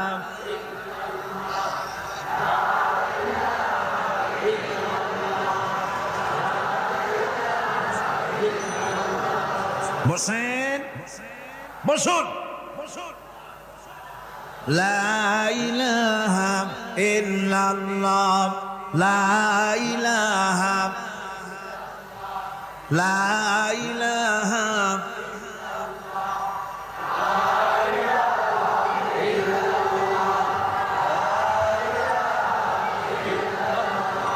লা ইলাহা ইল্লাল্লাহ মুহাম্মাদুর রাসূলুল্লাহ। বন্ধুগণ, আল্লাহর প্রতি ঈমান আনলে পরে যে গুণ সৃষ্টি হয়, যে গুণাবলী সৃষ্টি হয়, সেই গুণের মধ্যে 2 নম্বরের গুণটা আমি বললাম, বিনয় এবং বিনম্রতা সৃষ্টি হয়, অহংকার মুক্ত হয়ে যায়। এটা হলো 2 নম্বরের উপকার। 1 নম্বরের উপকার হচ্ছে মর্যাদা সৃষ্টি হয়। 2 নম্বরে কি হয়? অহংকার মুক্ত হয়ে যায়। আল্লাহ রাব্বুল আলামিনের উপর ঈমান আনলে পরে, ঈমান বিল্লাহ যখন এসে যায় ভিতরে, আল্লাহর প্রতি যখন ঈমান পরিপূর্ণতা লাভ করে, তখন তার 3 নম্বরের উপকার যেটা হয় সেটা হলো সে নির্ভীক হয়ে যায়, তার মধ্যে বীরত্বের সৃষ্টি হয়। জোরে বলেন আলহামদুলিল্লাহ। ঈমানদার লোক কোনোদিন কাপুরুষ হয় না। ঈমানদার লোক কাপুরুষ হয় না, বীর পুরুষ হয়। আর পৃথিবীতে কাপুরুষেরা কোনো ইতিহাস সৃষ্টি করতে পারে না। বীর পুরুষ জীবনে মরে একবার, আর কাপুরুষ মরে জীবনে বারবার। পাতিশিয়ালের ডাক শুনে চিতয়ে পড়ে, ট্রাকের টায়ার পাংচার হয়েছে, আওয়াজ শুনে হার্ট ফেল করে। এই হলো যারা নাকি ঈমানের দিক থেকে দুর্বল, তাদের এই অবস্থা। আর ঈমানদার যারা, তারা বোমার আওয়াজ শুনে পালায় না, বরং আহত সিংহের মতো আওয়াজ যেদিকে হয়েছে সেদিকে ছোটে গিয়ে দেখে তার কোনো ভাই আহত হয়েছে কিনা। একটি মানুষ যতই সংকীর্ণ এবং অসভ্য জীবন যাপন করুক না কেন, সে পৃথিবীতে যেখানে বসবাস করে সেখানে বসে সে অন্তত তার চতুর্দিকে কত নিয়ামত সে লাভ করতেছে তা সে চিন্তা না করে পারে না। সে যদি চিন্তা করে তাহলে অবশ্যই এগুলি তার জ্ঞানের মধ্যে আসবে। একজন কৃষক, সে নির্জন একটা কুটিরে বাস করে, সে আল্লাহর সৃষ্টি নৈপুণ্যতা বুঝুক আর না বুঝুক, আকাশ কেন সৃষ্টি হলো, জমিন কেন সৃষ্টি হলো, এই কথা যদি জিজ্ঞাসা করা হয় কৃষককে, সে তো ভালো করে তা বুঝবে না। কিন্তু অন্তত এতটুকুন কথা একটা মূর্খ একজন চাষি যে প্রত্যন্ত একটা অঞ্চলে বাস করে, একটা নিবিড় পল্লীতে বাস করে, অজ পাড়াগায় বাস করে, কোনো শিক্ষার আলো পৌঁছায় নাই, স্কুল নাই, কলেজ নাই, বিদ্যুৎ নাই, হসপিটাল নাই, রাস্তা নাই, টেলিফোনের ব্যবস্থা নাই, এমন একটা জায়গায় একটা নিরেট, একটা মূর্খ, একটা চাষি একটা ঘরের মধ্যে বাস করে। সে পৃথিবীর আল্লাহর সৃষ্টি নৈপুণ্যতা আর কিছু বুঝুক আর না বুঝুক, এতটুকুন কথা তো সে বোঝে যে আমি যদি অসুস্থ হই তাহলে এই গাছপালার পাতা শিকড় বেটে খেলে আমি রোগমুক্ত হয়ে যাই। আমি প্রচন্ড রোদ্রে যখন পুড়ি গাছের তলায়, আমি ছায়া নিলে পরে আমি তখন আরাম পাই, ঠান্ডা পাই। এই গাছগুলি তার তরুণ বয়সে আমাকে ফল দেয়, গাছ যখন বড় হয় তখন সে আমাকে ছায়া দেয়। এই গাছের তক্তাগুলি দিয়ে, গাছ দিয়ে কাঠ হয়, তা দিয়ে তক্তা হয়, তা দিয়ে খুঁটি হয়, তা দিয়ে আড়া হয়, তা দিয়ে নৌকা হয় ইত্যাদি সে বুঝতে পারে। তাছাড়া এই গাছ যখন বুড়ো হয়ে গেল, শুকিয়ে গেল, তখন এই গাছ দিয়ে আগুন জ্বালায়া আমি রান্না বান্না করি। গাছ এত আমার উপকার করছে, তার দ্বারা উত্তাপ পাই, আলো পাই, এত কিছু পাই। একটা মূর্খ লোকও চিন্তা করলে এতগুলি জিনিস সে অনুভব করতে পারে, এবং এরপরে তার চিন্তা চলে যায় যে এই সমস্ত নিয়ামত এমনি এমনি হয় নাই, নিঃসন্দেহে একজন এগুলি সৃষ্টি করেছেন, তার নাম আল্লাহ। তার নাম কি? তার নাম রহমান। যারা বলেন তার নাম কি? রহমান। তিনি সৃষ্টি করেছেন, তিনি এগুলি দান করেছেন। এই বৃক্ষরাজি আল্লাহ পাক বলছেন, নিল্লাযী জাআলা লাকুম মিনাশ শাজারিল আখদারি নারান ফাইযা আনতুম মিনহু তুকিদুন। আল্লাহ রাব্বুল আলামিন বলেন, সেই দয়াময় আল্লাহ রাব্বুল আলামিন গাছ সৃষ্টি করেছেন, আর এই গাছগুলি সৃষ্টি করে দিয়েছেন তোমাদের কাজের জন্য, যা দিয়ে তোমরা আগুন জ্বালাও, চুলা জ্বালাও, রান্না বান্নার কাজ করো। ওয়া রাহমাতি ওয়াসিআত কুল্লা শাই। আমার রহমত ঘিরে আছে আমার গোটা পৃথিবীকে, সর্বত্র আমার রহমত আর রহমত। এই কোরআন শরীফ শিক্ষা দিয়েছেন তিনি, আর রহমান আল্লামাল কোরআন। এই কোরআন শিক্ষা দিয়েছেন সেই মহান আল্লাহ রাব্বুল আলামিন, যিনি হচ্ছেন রহমান, যার দয়া দিয়ে গোটা পৃথিবী পরিব্যাপ্ত হয়ে আছে। এক মুহূর্তের জন্য চিন্তা করুন, এক মুহূর্তের জন্য চিন্তা করুন, আল্লাহ পাকের দয়া যদি না থাকতো তাহলে কি অবস্থা হতো? এই পৃথিবী আছে, পৃথিবী আছে কিন্তু কোনো সৌন্দর্য নাই। আকাশ আছে কিন্তু কোনো তারকা নাই। তারকা আছে কিন্তু তাতে কোনো আলো নাই। গাছ আছে কিন্তু তাতে কোনো সবুজ শ্যামলিমা নাই। আওয়াজ আছে কিন্তু তাতে কোনো সুর নাই। মানুষ আছে কিন্তু তার দেহের মধ্যে কোনো ঐক্য নাই। এই জাতীয় একটা পৃথিবীর চিন্তা মানুষ করতে পারে না। এটা একটা কবরস্থানের মতো অবস্থা হয়ে যাবে। আল্লাহ পাক বলছেন, দেখো আকাশ বানাইছি, আবার সেই আকাশ দেখতে যেন সুন্দর হয় সেজন্য তারকা প্রদীপ দিয়ে আকাশকে সাজাইছি। যেরকম সুবহানাল্লাহ। আল্লাহ রাব্বুল আলামিন বলেন, ওয়ালাকাদ যায়্যানাস সামাআদ দুনিয়া বিমাসাবিহ। আল্লাহ পাক বলেন, এই দুনিয়ার আকাশ খানিকে তারকা প্রদীপ দিয়া সাজায় রেখেছি মনের মতন। দেখো তুমি তাকাইয়া, কি সুন্দর করে নয়নবিরাম দৃশ্য আকাশ বানালাম, চতুর্দিকে তারকা রাত্রে ফুটে উঠলো, যা দেখলে মানুষের নজর, মানুষের সুন্দর, তার চক্ষু শীতল হয়ে যায়। জোরে বলেন সুবহানাল্লাহ। সুন্দর করে এই আকাশটাকে আমি সাজিয়েছি। তারপরে আল্লাযী খালাকা সাবআ সামাওয়াতিন তিবাকা মা তারা মিন খালকির রহমানি মিন তাফাবুত। স্রষ্টা তিনি সপ্ত আকাশ রচিলেন থরে থরে, কোন ত্রুটি হেরিবে না তার পূর্ণ সৃজন পরে। চাও তুমি তার সৃষ্টি পানে, দেখো কিছু ভুল চোখ, ফিরাও তোমার নয়ন খানি, ফিরাও তোমার মুখ। অক্ষমহীন দৃষ্টি তোমার সৃষ্টিতে পাবে ফাঁকি, ফিরাও তোমার নয়ন খানি, ফিরাও কাঙ্গালাখি। আল্লাহ পাক বলেন, আমার আকাশের দিকে তাকাও, বারবার তাকাও, সূর্যের দিকে তাকাও, চন্দ্রের দিকে তাকাও, গাছপালার দিকে তাকাও, তাকায় দেখো কোনো ভুল আছে নাকি, ভালো করে দেখো কোনো ভুল আছে নাকি। আল্লাহ পাক বলেন, আবার তাকাও। দেখতে দেখতে তোমার চক্ষু দুর্বল হয়ে তোমার কাছেই ফিরে আসবে। আমার সৃষ্টি নৈপুণ্যতার ভিতরে কোনো ভুল পাবে না। সুবহানাল্লাহ। একজন দরবেশ সাহেব, তিনি একবার এই সূরার পড়তেছিলেন, মুখস্থ তেলাওয়াত করতেছিলেন, একটা গাছের তলায় বসে, একটা বট গাছের তলায় বসে এটা তেলাওয়াত করতেছিলেন। যখন তিনি পড়লেন হাল তারা মিন ফুতুর, আমার সৃষ্টি নৈপুণ্যতার ভিতরে কোনো ভুল পাওয়া যায় নাকি? দরবেশ সাহেব চিত হয়ে শুয়ে শুয়ে তেলাওয়াত করতেছেন আর বলছেন, আল্লাহ রাব্বুল আলামিন, তোমার সৃষ্টি নৈপুণ্যতার ভিতরে কোনো ভুল ধরার ক্ষমতা তো কোনো মানুষের নাই। তবে একটা জিনিস আমার নজরে পড়ল, এই যে বিরাট বট গাছটা, পৃথিবীতে যত গাছ আছে যেমন গাছ তেমন ফল, তাল গাছটা যেমন ফলও তেমন, নারকেল গাছটা যেমন ফলটাও তেমন, কিন্তু এত বড় বিশাল বট গাছ ফল হতেছে ছোট্ট ছোট্ট ট্যাবলেটের মতো। গাছটা যেমন ফলটা তেমন হয়নি। আল্লাহ এটা ভুল না, তুমি বলেছো যে দেখো কোনো ভুল টুল আছে নাকি, তুই ভুল তো না, আমার চোখে এটা লাগলো, যেমন গাছ তেমন ফল হয় না। দরবেশ সাহেব চিত হয়ে শুয়ে শুয়ে তেলাওয়াত করছেন, মনের মধ্যে এই চিন্তা আসলো, গাছটা যেমন তেমন ফলটা হলো না।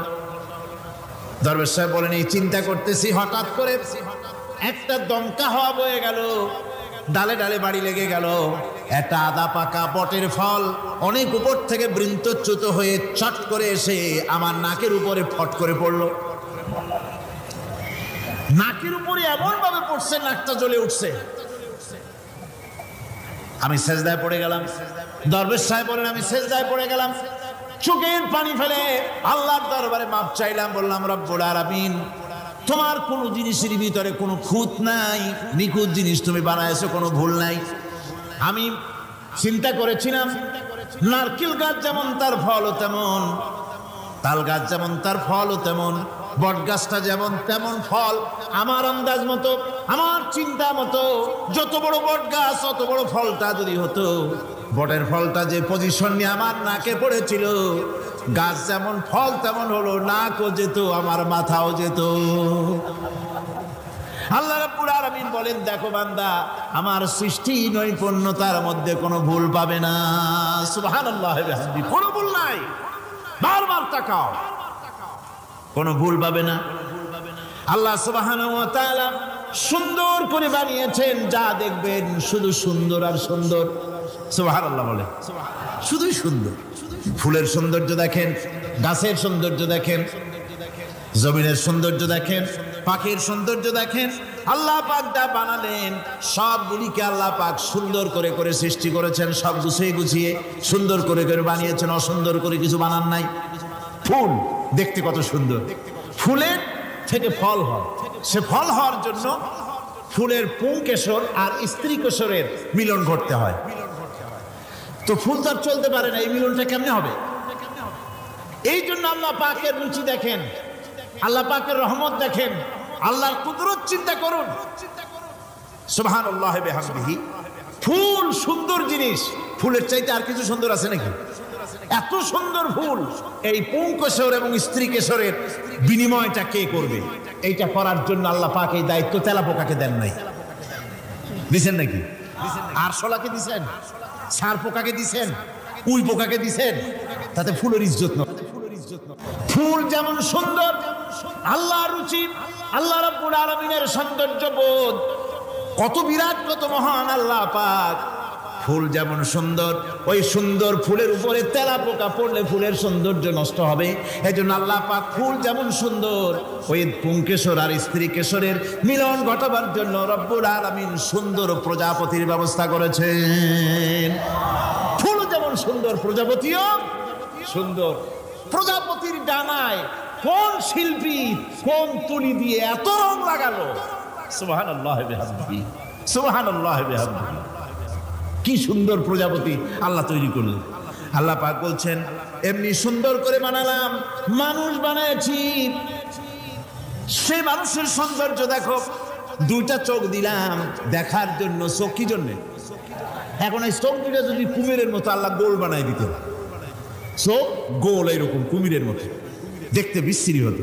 চোখ দুটোকে আল্লাহ টানা টানা করেছে, চোখের উপরে ভুরু লাগিয়েছে, তাতে আবার পশম দিয়েছেন, চোখে পিসি দিয়েছেন, চোখের ভিতরে মণিটা কালো করেছেন, তার চতুর্দিকে সাদা অংশকে নীলাভ করেছেন যাতে কালোটা আরো ফুটে ওঠে। সুবহানাল্লাহি বিহামদি। কত সৌন্দর্য আল্লাহ রাব্বুল আলামিন মানুষকে দিয়েছেন। আল্লাহর রহমতের ওয়াজ সারা বছর করলেও তো ফুরাবে না, এত রহমত, এত দয়া আল্লাহ সুবহানাহু ওয়া তাআলা। মানুষ আল্লাহ কি সুন্দর করে বানালেন।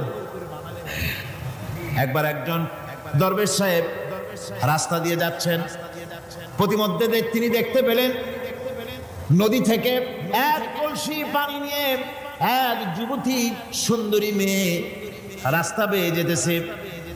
দরবেশ সাহেব দাঁড়ায় গেলেন আর ওই যুবতীর দিকে এক নজরে তাকায় আছেন, চোখে পলক দেয় না। এরপরে যুবতী থমকে দাঁড়ায় গেল। আধা বুড়া মানুষ, দাড়ি অর্ধেক পাইকে গেছে, দেখতে দেখায় খুব বুজুর্গ মানুষ, কিন্তু রাস্তায় আমার একা পায়া এমনি করে তাকিয়ে আছে আর চোখ দিয়েও তো পানি পড়ে। ব্যাপারটা কি? দরবেশ কাঁদে কেন? প্রতিমধ্যে আমাকে একা পেয়ে দরবেশ কাঁদে কেন, তাকিয়ে আছে কেন? মহিলার চিন্তা জাগলো। শেখ সাদি রহমতুল্লাহ আলাইহি ঘটনা লিখেছেন, বাংলা কবিতার অনুবাদ করেছেন। একদা সুখদায়ক প্রমোদা বদন, দর্শন করি মম ঝরিল নয়ন। হেসে কহে সে রূপসী সবিস্ময় মন, কহ দেখি মহাশয় কহ কি কারণ। বিষয় বিরাগী তুমি ভুবনে প্রচার, কি হেতু জন্মিল তব মানস বিকার। যুবতী মেয়েটি বলছে, ওগো দরবেশ সাহেব, হুজুর সাহেব, আমি একটা যুবতী মেয়ে লোক, রাস্তায় আমাকে একা পেয়ে আপনি আমার দিকে তাকায় আছেন আর কাঁদতেছেন। এই বৃদ্ধ বয়সে ভীমরতি হলে কেন? আমাকে দেখে কাঁদেন কেন আর এক নজরে কেন তাকায়ছেন? কারণটা কি? কি কুমতলব আছে? দরবেশ সাহেব বলছেন, হেসে কহিলাম বালে করহ শ্রবণ, নেত্র ঝরে তবু হেতু ভেব না এমন। হে রূপসী মেয়ে, তোমার জন্য আমি কান্দি, একথা একবারও চিন্তা করো না। যে শিল্পী রচিল এই সুধাংশু বদন, তাহার তরে ঝরে নেত্র নয়নে জীবন। তোমার প্রেম পাওয়ার জন্যে তোমাকে দেখে লোবাতুর এবং কামুক হয়ে তোমার দিকে তাকায় কান্দি, একবারও ভেব না। আল্লাহর কসম আমি কাঁদতেছি, তোমার এত সুন্দর স্বাস্থ্য আর চেহারা যে আল্লাহ রাব্বুল আলামিন বানায় দিলেন, না জানি সেই আল্লাহ কত সুন্দর। যার সৃষ্টি এত সুন্দর সে আল্লাহ রাব্বুল আলামিন না জানি কত সুন্দর। আল্লাহ পাক সেই সুন্দর আল্লাহ রাব্বুল আলামিনকে দেখার তৌফিক যেন আমরা পাই। জোরে বলেন আমিন, আরো জোরে বলেন আমিন। আল্লাহ পাক বলছেন, আমি সুন্দর করে সব তৈরি করে দিয়েছি। বুঝবে তারা যারা চিন্তাশীল, যারা গবেষণা করে। ইন্না ফি খালকিস সামাওয়াতি ওয়াল আরদি ওয়া ইখতিলাফিল লাইলি ওয়ান নাহার লাআয়াতিন লিউলিল আলবাব।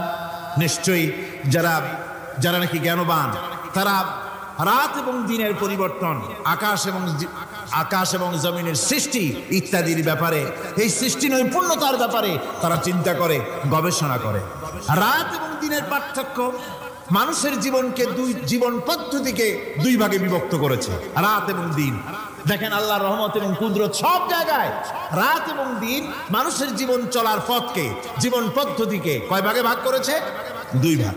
আল্লাহ পাক বলেন, ওয়াজআলনাল লাইলা লিবাসান ওয়াজআলনান নাহারা মাআশা। আমি রাতকে করেছি শান্তির বাহন, রাতকে করেছি আচ্ছাদন, শান্তির বাহন, আর দিনকে করেছি রোজগার করার জন্য।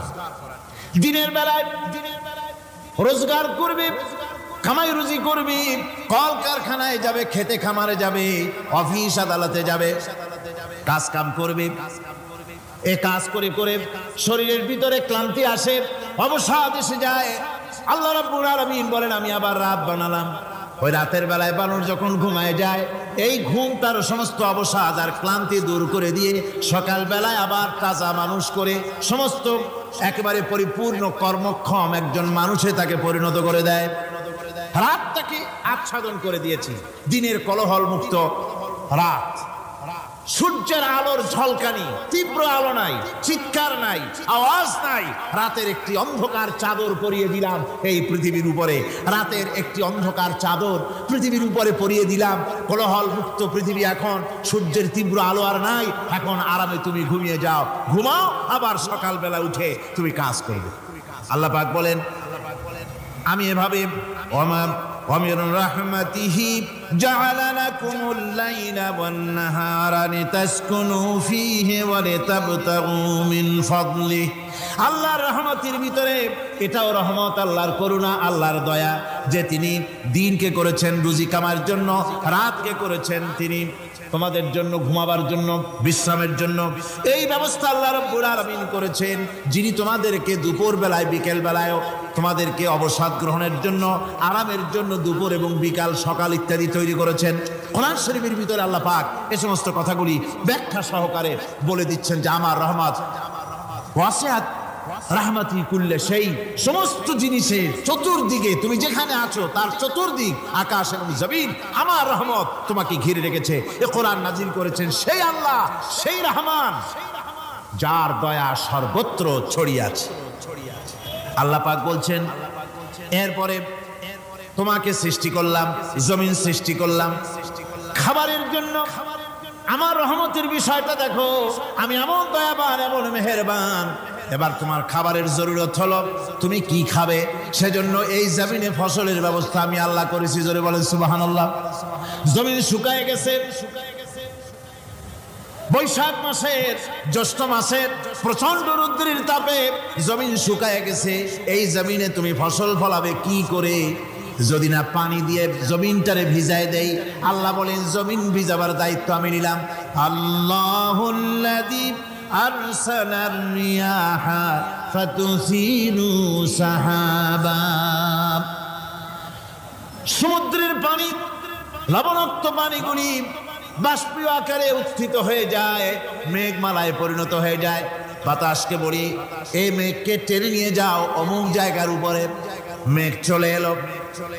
আল্লাহ বলেন ফাসুকনাহু ইলা বালাদিন মাইয়িতিন ফাআহইয়ানা বিহিল আরদা বাদা মাউতিহা কাযালিকান নুশুর। আল্লাহ পাক বলছেন বৃষ্টির পানি পড়লো, মরা জমিন জিন্দা হয়ে গেল। এই মরা জমিন জিন্দা হলো। এরপরে তুমি বীজ বপন করলে, ধান বপন করলে, গম বপন করলে, মাটির খাসলাত হলো সব পচায় দেওয়া। মাটির খাসলাত কি কথা বোঝেন না? মাটির ধর্মটা কি? পচায় দেওয়া। যা রাখেন পচে যাবে, লোহা রাখেন জং ধরে যাবে, পাথর রাখেন আস্তে আস্তে, এ ধরনের যেসব জিনিস রাখেন আস্তে আস্তে করে ধ্বংস হয়ে যাবে, পচে যাবে। ওই মাটির ভিতরে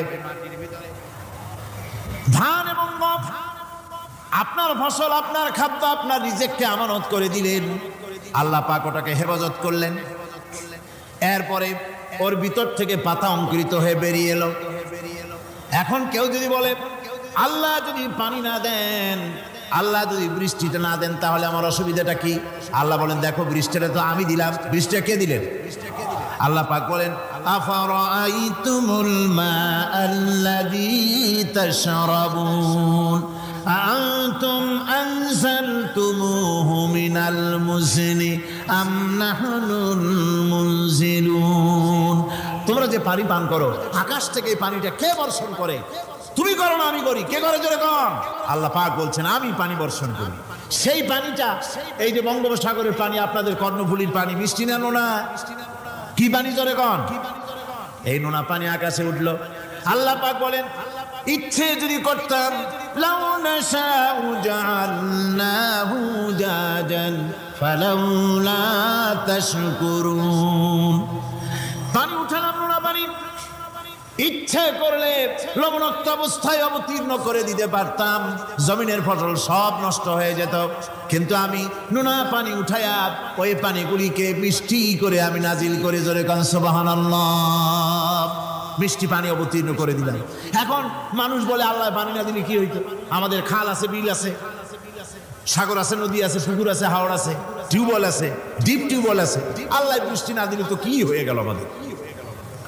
আল্লাহ পাক জবাব দিয়েছেন কুল আরাআইতুম ইন আসবাহা মাউকুম গাওরান ফামান ইয়াতিকুম বিমাইন মাইন। বলো দেখি সবে শুকাইয়া যদি যায় এই জমিনের পানি, তাহলে হেথায় তটডির ধারা কে দিবে সবারে আনি?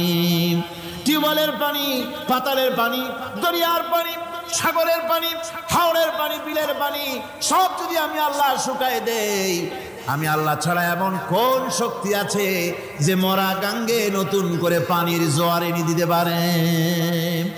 আছে কেউ? কেউ নাই। আল্লাহ পাক বলেন দেখুন আমার রহমত, এভাবে করে আমি পানি দিলাম, বৃষ্টি দিলাম, এবার গাছ উঠলো, বীজ বপন করছিলাম, গাছ উঠলো।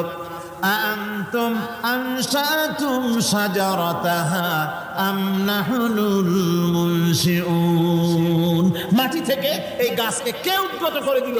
হয় বেটা, কে দিল? তুমি দিছো না আমি দিয়েছি? কে দিয়েছে? জোরে কর, জোরে চিল্লা এখন, কে দিল?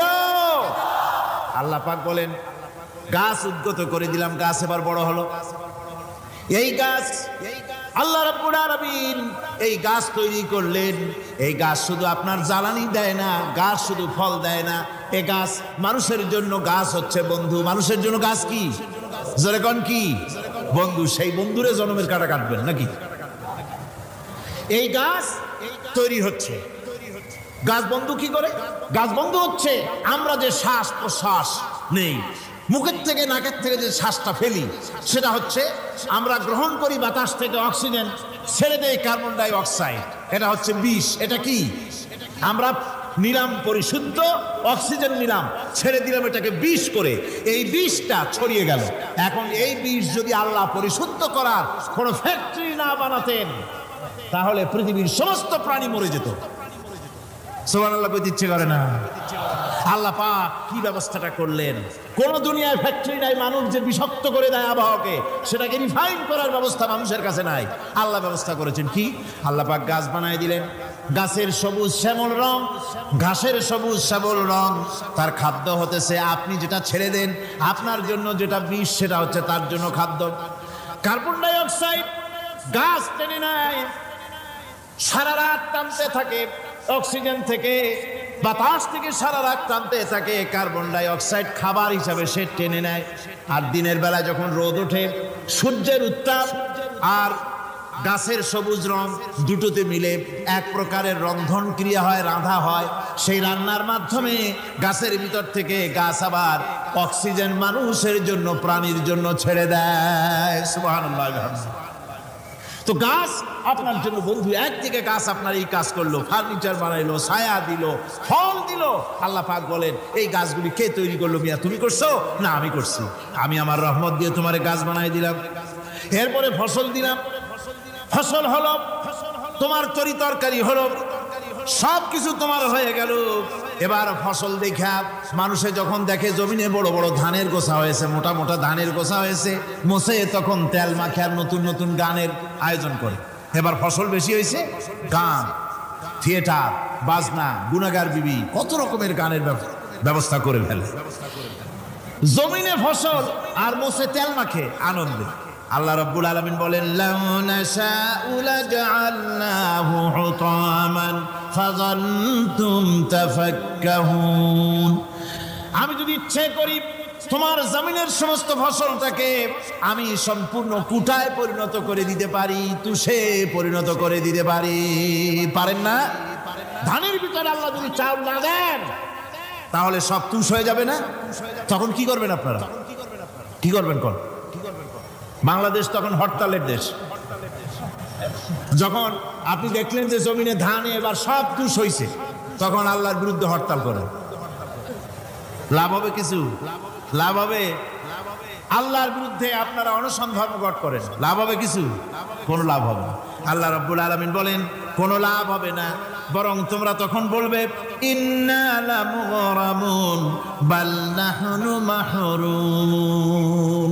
কপালে তখন আঘাত করবে, পরাঘাত করতে থাকবে আর বলবে যে আরে কপাল পোড়া হয়ে গেলাম, হতভাগ্য হয়ে গেলাম, বঞ্চিত হয়ে গেলাম, আল্লাহর রহমত থেকে সর্বনাশ হয়ে গেল। তখন কপালে আঘাত করা ছাড়া আর কিছুই করতে পারবে না। আল্লাহর বিরুদ্ধে মিছিল চলে না, সমাবেশ চলে না, বিক্ষোভ চলে না, হরতাল চলে না। মহান আল্লাহ রাব্বুল আলামিন বলছে দেখো এইভাবে করে তোমার ফসলের ব্যবস্থা আমি আল্লাহ করেছি। আমি রহমান, আমি আল্লাহ পাক কি এমন রহমান। আজ জমিনে ফসল বৃদ্ধির জন্য ইউরিয়া, সুপার সালফেট, সালফার সারের ব্যবস্থা হয়েছে, নানান জাতের সারের ব্যবস্থা হয়েছে। যখন এই সার মানুষ তৈরি করতে শেখে নাই, আবহমান কাল থেকে এই জমিনের জন্য সারের ব্যবস্থা কে করেছেন? জোরে কোন। আল্লাহ পাক বলেন আমিন আয়াতিহি আইয়ুরিকুমুল বারকা খাউফান ওয়া তামাম। আমার অসংখ্য নিদর্শনাবলীর মধ্যে এটাও একটি নিদর্শন যে আকাশে বিদ্যুৎ চমকে মেঘের গর্জন হয়। এই যে বিদ্যুৎ চমকে গর্জন হয় এর মধ্যে রয়েছে মানুষের জন্য ভীতি এবং আশা। তারা ভয় পায়, আর এর মধ্যে আশাও রয়েছে। আশাটা কি? আশা হচ্ছে এই যে বিদ্যুৎ যে বছর যত বেশি চমকায় মেঘে, সে বছর জমিনে ফসল তত বেশি বাড়ে। কৃষিবিদরা বলেছেন বিদ্যুৎ যত বেশি চমকায় জমিনের ফসল তত বেশি বাড়ে। সুবহানাল্লাহ। এর একটা সিস্টেম আছে, সেই সিস্টেম অনুযায়ী আল্লাহ জমিনে ফসল বাড়ায় দিলেন। আল্লাহ ফসল দিলেন। এবার আপনার আল্লাহ পাক বলছেন দেখো ফসল দিলাম, ধান হলো, চাউল হলো, মাছ হলো, গোশ হলো, সব হয়ে গেছে, এখন তুমি খাবে। রান্না বান্না হয়ে গেল, রহমত আমার দেখো, আমার রহমতটা দেখো। এ কোরআন শিখাইছেন সেই আল্লাহ রাব্বুল আলামিন, যার নাম রহমান। জোরে বলেন তার নাম কি? রহমান। চাউল হয়ে গেছে, চাউল তো শুধু ভর্তা বানায় খাওয়া যাবে না। ভাত হয়েছে, আটা দিয়া রুটি তৈরি হয়েছে, কি দিয়া খাবেন? আল্লাহ রাব্বুল আলামিন আপনার পুকুরের ভিতরে মাছ দিয়া দিলেন, জন্তু জানোয়ার দিলেন, চার পায়া জানোয়ারের গোশত হালাল করে দিলেন, পাখির মাংস আল্লাহ রাব্বুল আলামিন হালাল করে দিলেন। এখন মাছ হলো, গোশ হলো। মাছ আর গোশ সিদ্ধ করে খাওয়া যাবে? জোরে বলেন যাবে? যাবে না। তার গন্ধ নষ্ট করতে হবে আর সুঘ্রাণ সৃষ্টি করতে হবে। এই গন্ধ নষ্ট করে সুঘ্রাণ সৃষ্টি করার জন্য লবঙ্গ তৈরি করলেন কে? কথা কন না কেন? এলাচি কার? দারচিনি কার? লবণ কার? মরিচ কার? হলুদ কার? পেঁয়াজ কার? সুবহানাল্লাহ। এত নিয়ামত আল্লাহ রাব্বুল আলামিন বলেন ওয়া ইন তাউদ্দু নি'মাতাল্লাহি লা তুহসুহা। আমার নিয়ামত গণনা করে করে আমার নিয়ামত গুণে শেষ করতে পারবে না, এত নিয়ামত আমি দান করেছি। এরপরে তরি তরকারি হলো, মাছ গোশ খেতে খেতে অস্থির হয়ে যাবে। তারপরে তরি তরকারি দিলাম, শাক সবজি দিলাম, সব কিছু আমি আল্লাহ রাব্বুল আলামিন দিয়েছি। আমার নাম রহমান, তোমার সমস্ত প্রয়োজন আমি দিয়েছি, মিটাই দিয়েছি। এবার তরি তরকারি হলো, আর মানুষ তরি তরকারি খাইলো, আল্লাহ শুকর আদায় করলো না। শুকর আদায় করে না। এত সুন্দর মজার কদু, সেই কদু খায়, আর কদু খাইয়া মোসে তাও মারে আর বলে স্বাদের লাউ বানাইলো বই রেখে। আল্লাহ শুকর আদায় করে, আল্লাহর নিয়ামতের শুকরিয়া আদায় করে। আমার ভাইয়েরা, আল্লাহ রাব্বুল আলামিন বলেন এই পৃথিবীর আমি রহমান, কোরআন আমি শিখাইছি আমি রহমান। এমন রহমান শুধু মানুষকে খাবার দেই না, এই পৃথিবীর সকল প্রাণীকে আমি খাবার দেই। জোরে কান সুবহানাল্লাহ। সকল প্রাণীর খাবার কে দেয়? ওয়ামা মিন দাব্বাতিন ফিল আরদি ইল্লা আলাল্লাহি রিজকুহা। এই পৃথিবীর বুকে এমন কোন বিচরণশীল জীব নাই যে জীবের রিজকের দায়িত্ব আমি আল্লাহ গ্রহণ করি নাই। সমস্ত রিজকের দায়িত্ব কে নিয়েছেন? চিল্লায় কোন? আল্লাহ সুবহানাহু ওয়া তাআলা। আচ্ছা আপনি কোন তো দেখি, একজন জমিদার, একজন বড় লোক, চৌধুরী, খুব বড় লোক, তার বাড়িতে 20 জন লোক গেছে রাতের বেলায়। 20 জন লোক গিয়ে মেহমান হইল। মেহমান হইয়া তারা বলতেছে সাহেব আমরা তো মেহমান, আমি এক একজন এক এক রকমের খাবার চাইলো। একজনে বললো আমি হরিণ খাবো, আর একজনে কয় আমি মুরগি খাবো, আর একজনে বললো আমি খরগোশ খাবো, আর একজনে বললো আমি হাতি খাবো, আর একজনে বললো আমি ছাগল খাবো। 20 জন মানুষের 20 রকমের খাবার চাইলো। একজনে কয় বোয়াল মাছ খাবো, আর একজনে কয় রুই মাছ খাবো। 20 জনে 20 রকমের খাবার দাবি করলো। বলেন জমিদার তো বাড়িতে, জমিদারের বাপ, সেও কি পারবে 20 জনকে 20 রকমের খাবার পরিবেশন করতে? কোন প্রস্তুতি ছাড়া পারবে? পারবে। কোন প্রস্তুতি ছাড়া, কোন প্রস্তুতি ছাড়া জমিদার হোক রাজা বাদশা হোক 20 জন মানুষের খাবার 20 রকমের দিতে পারে না।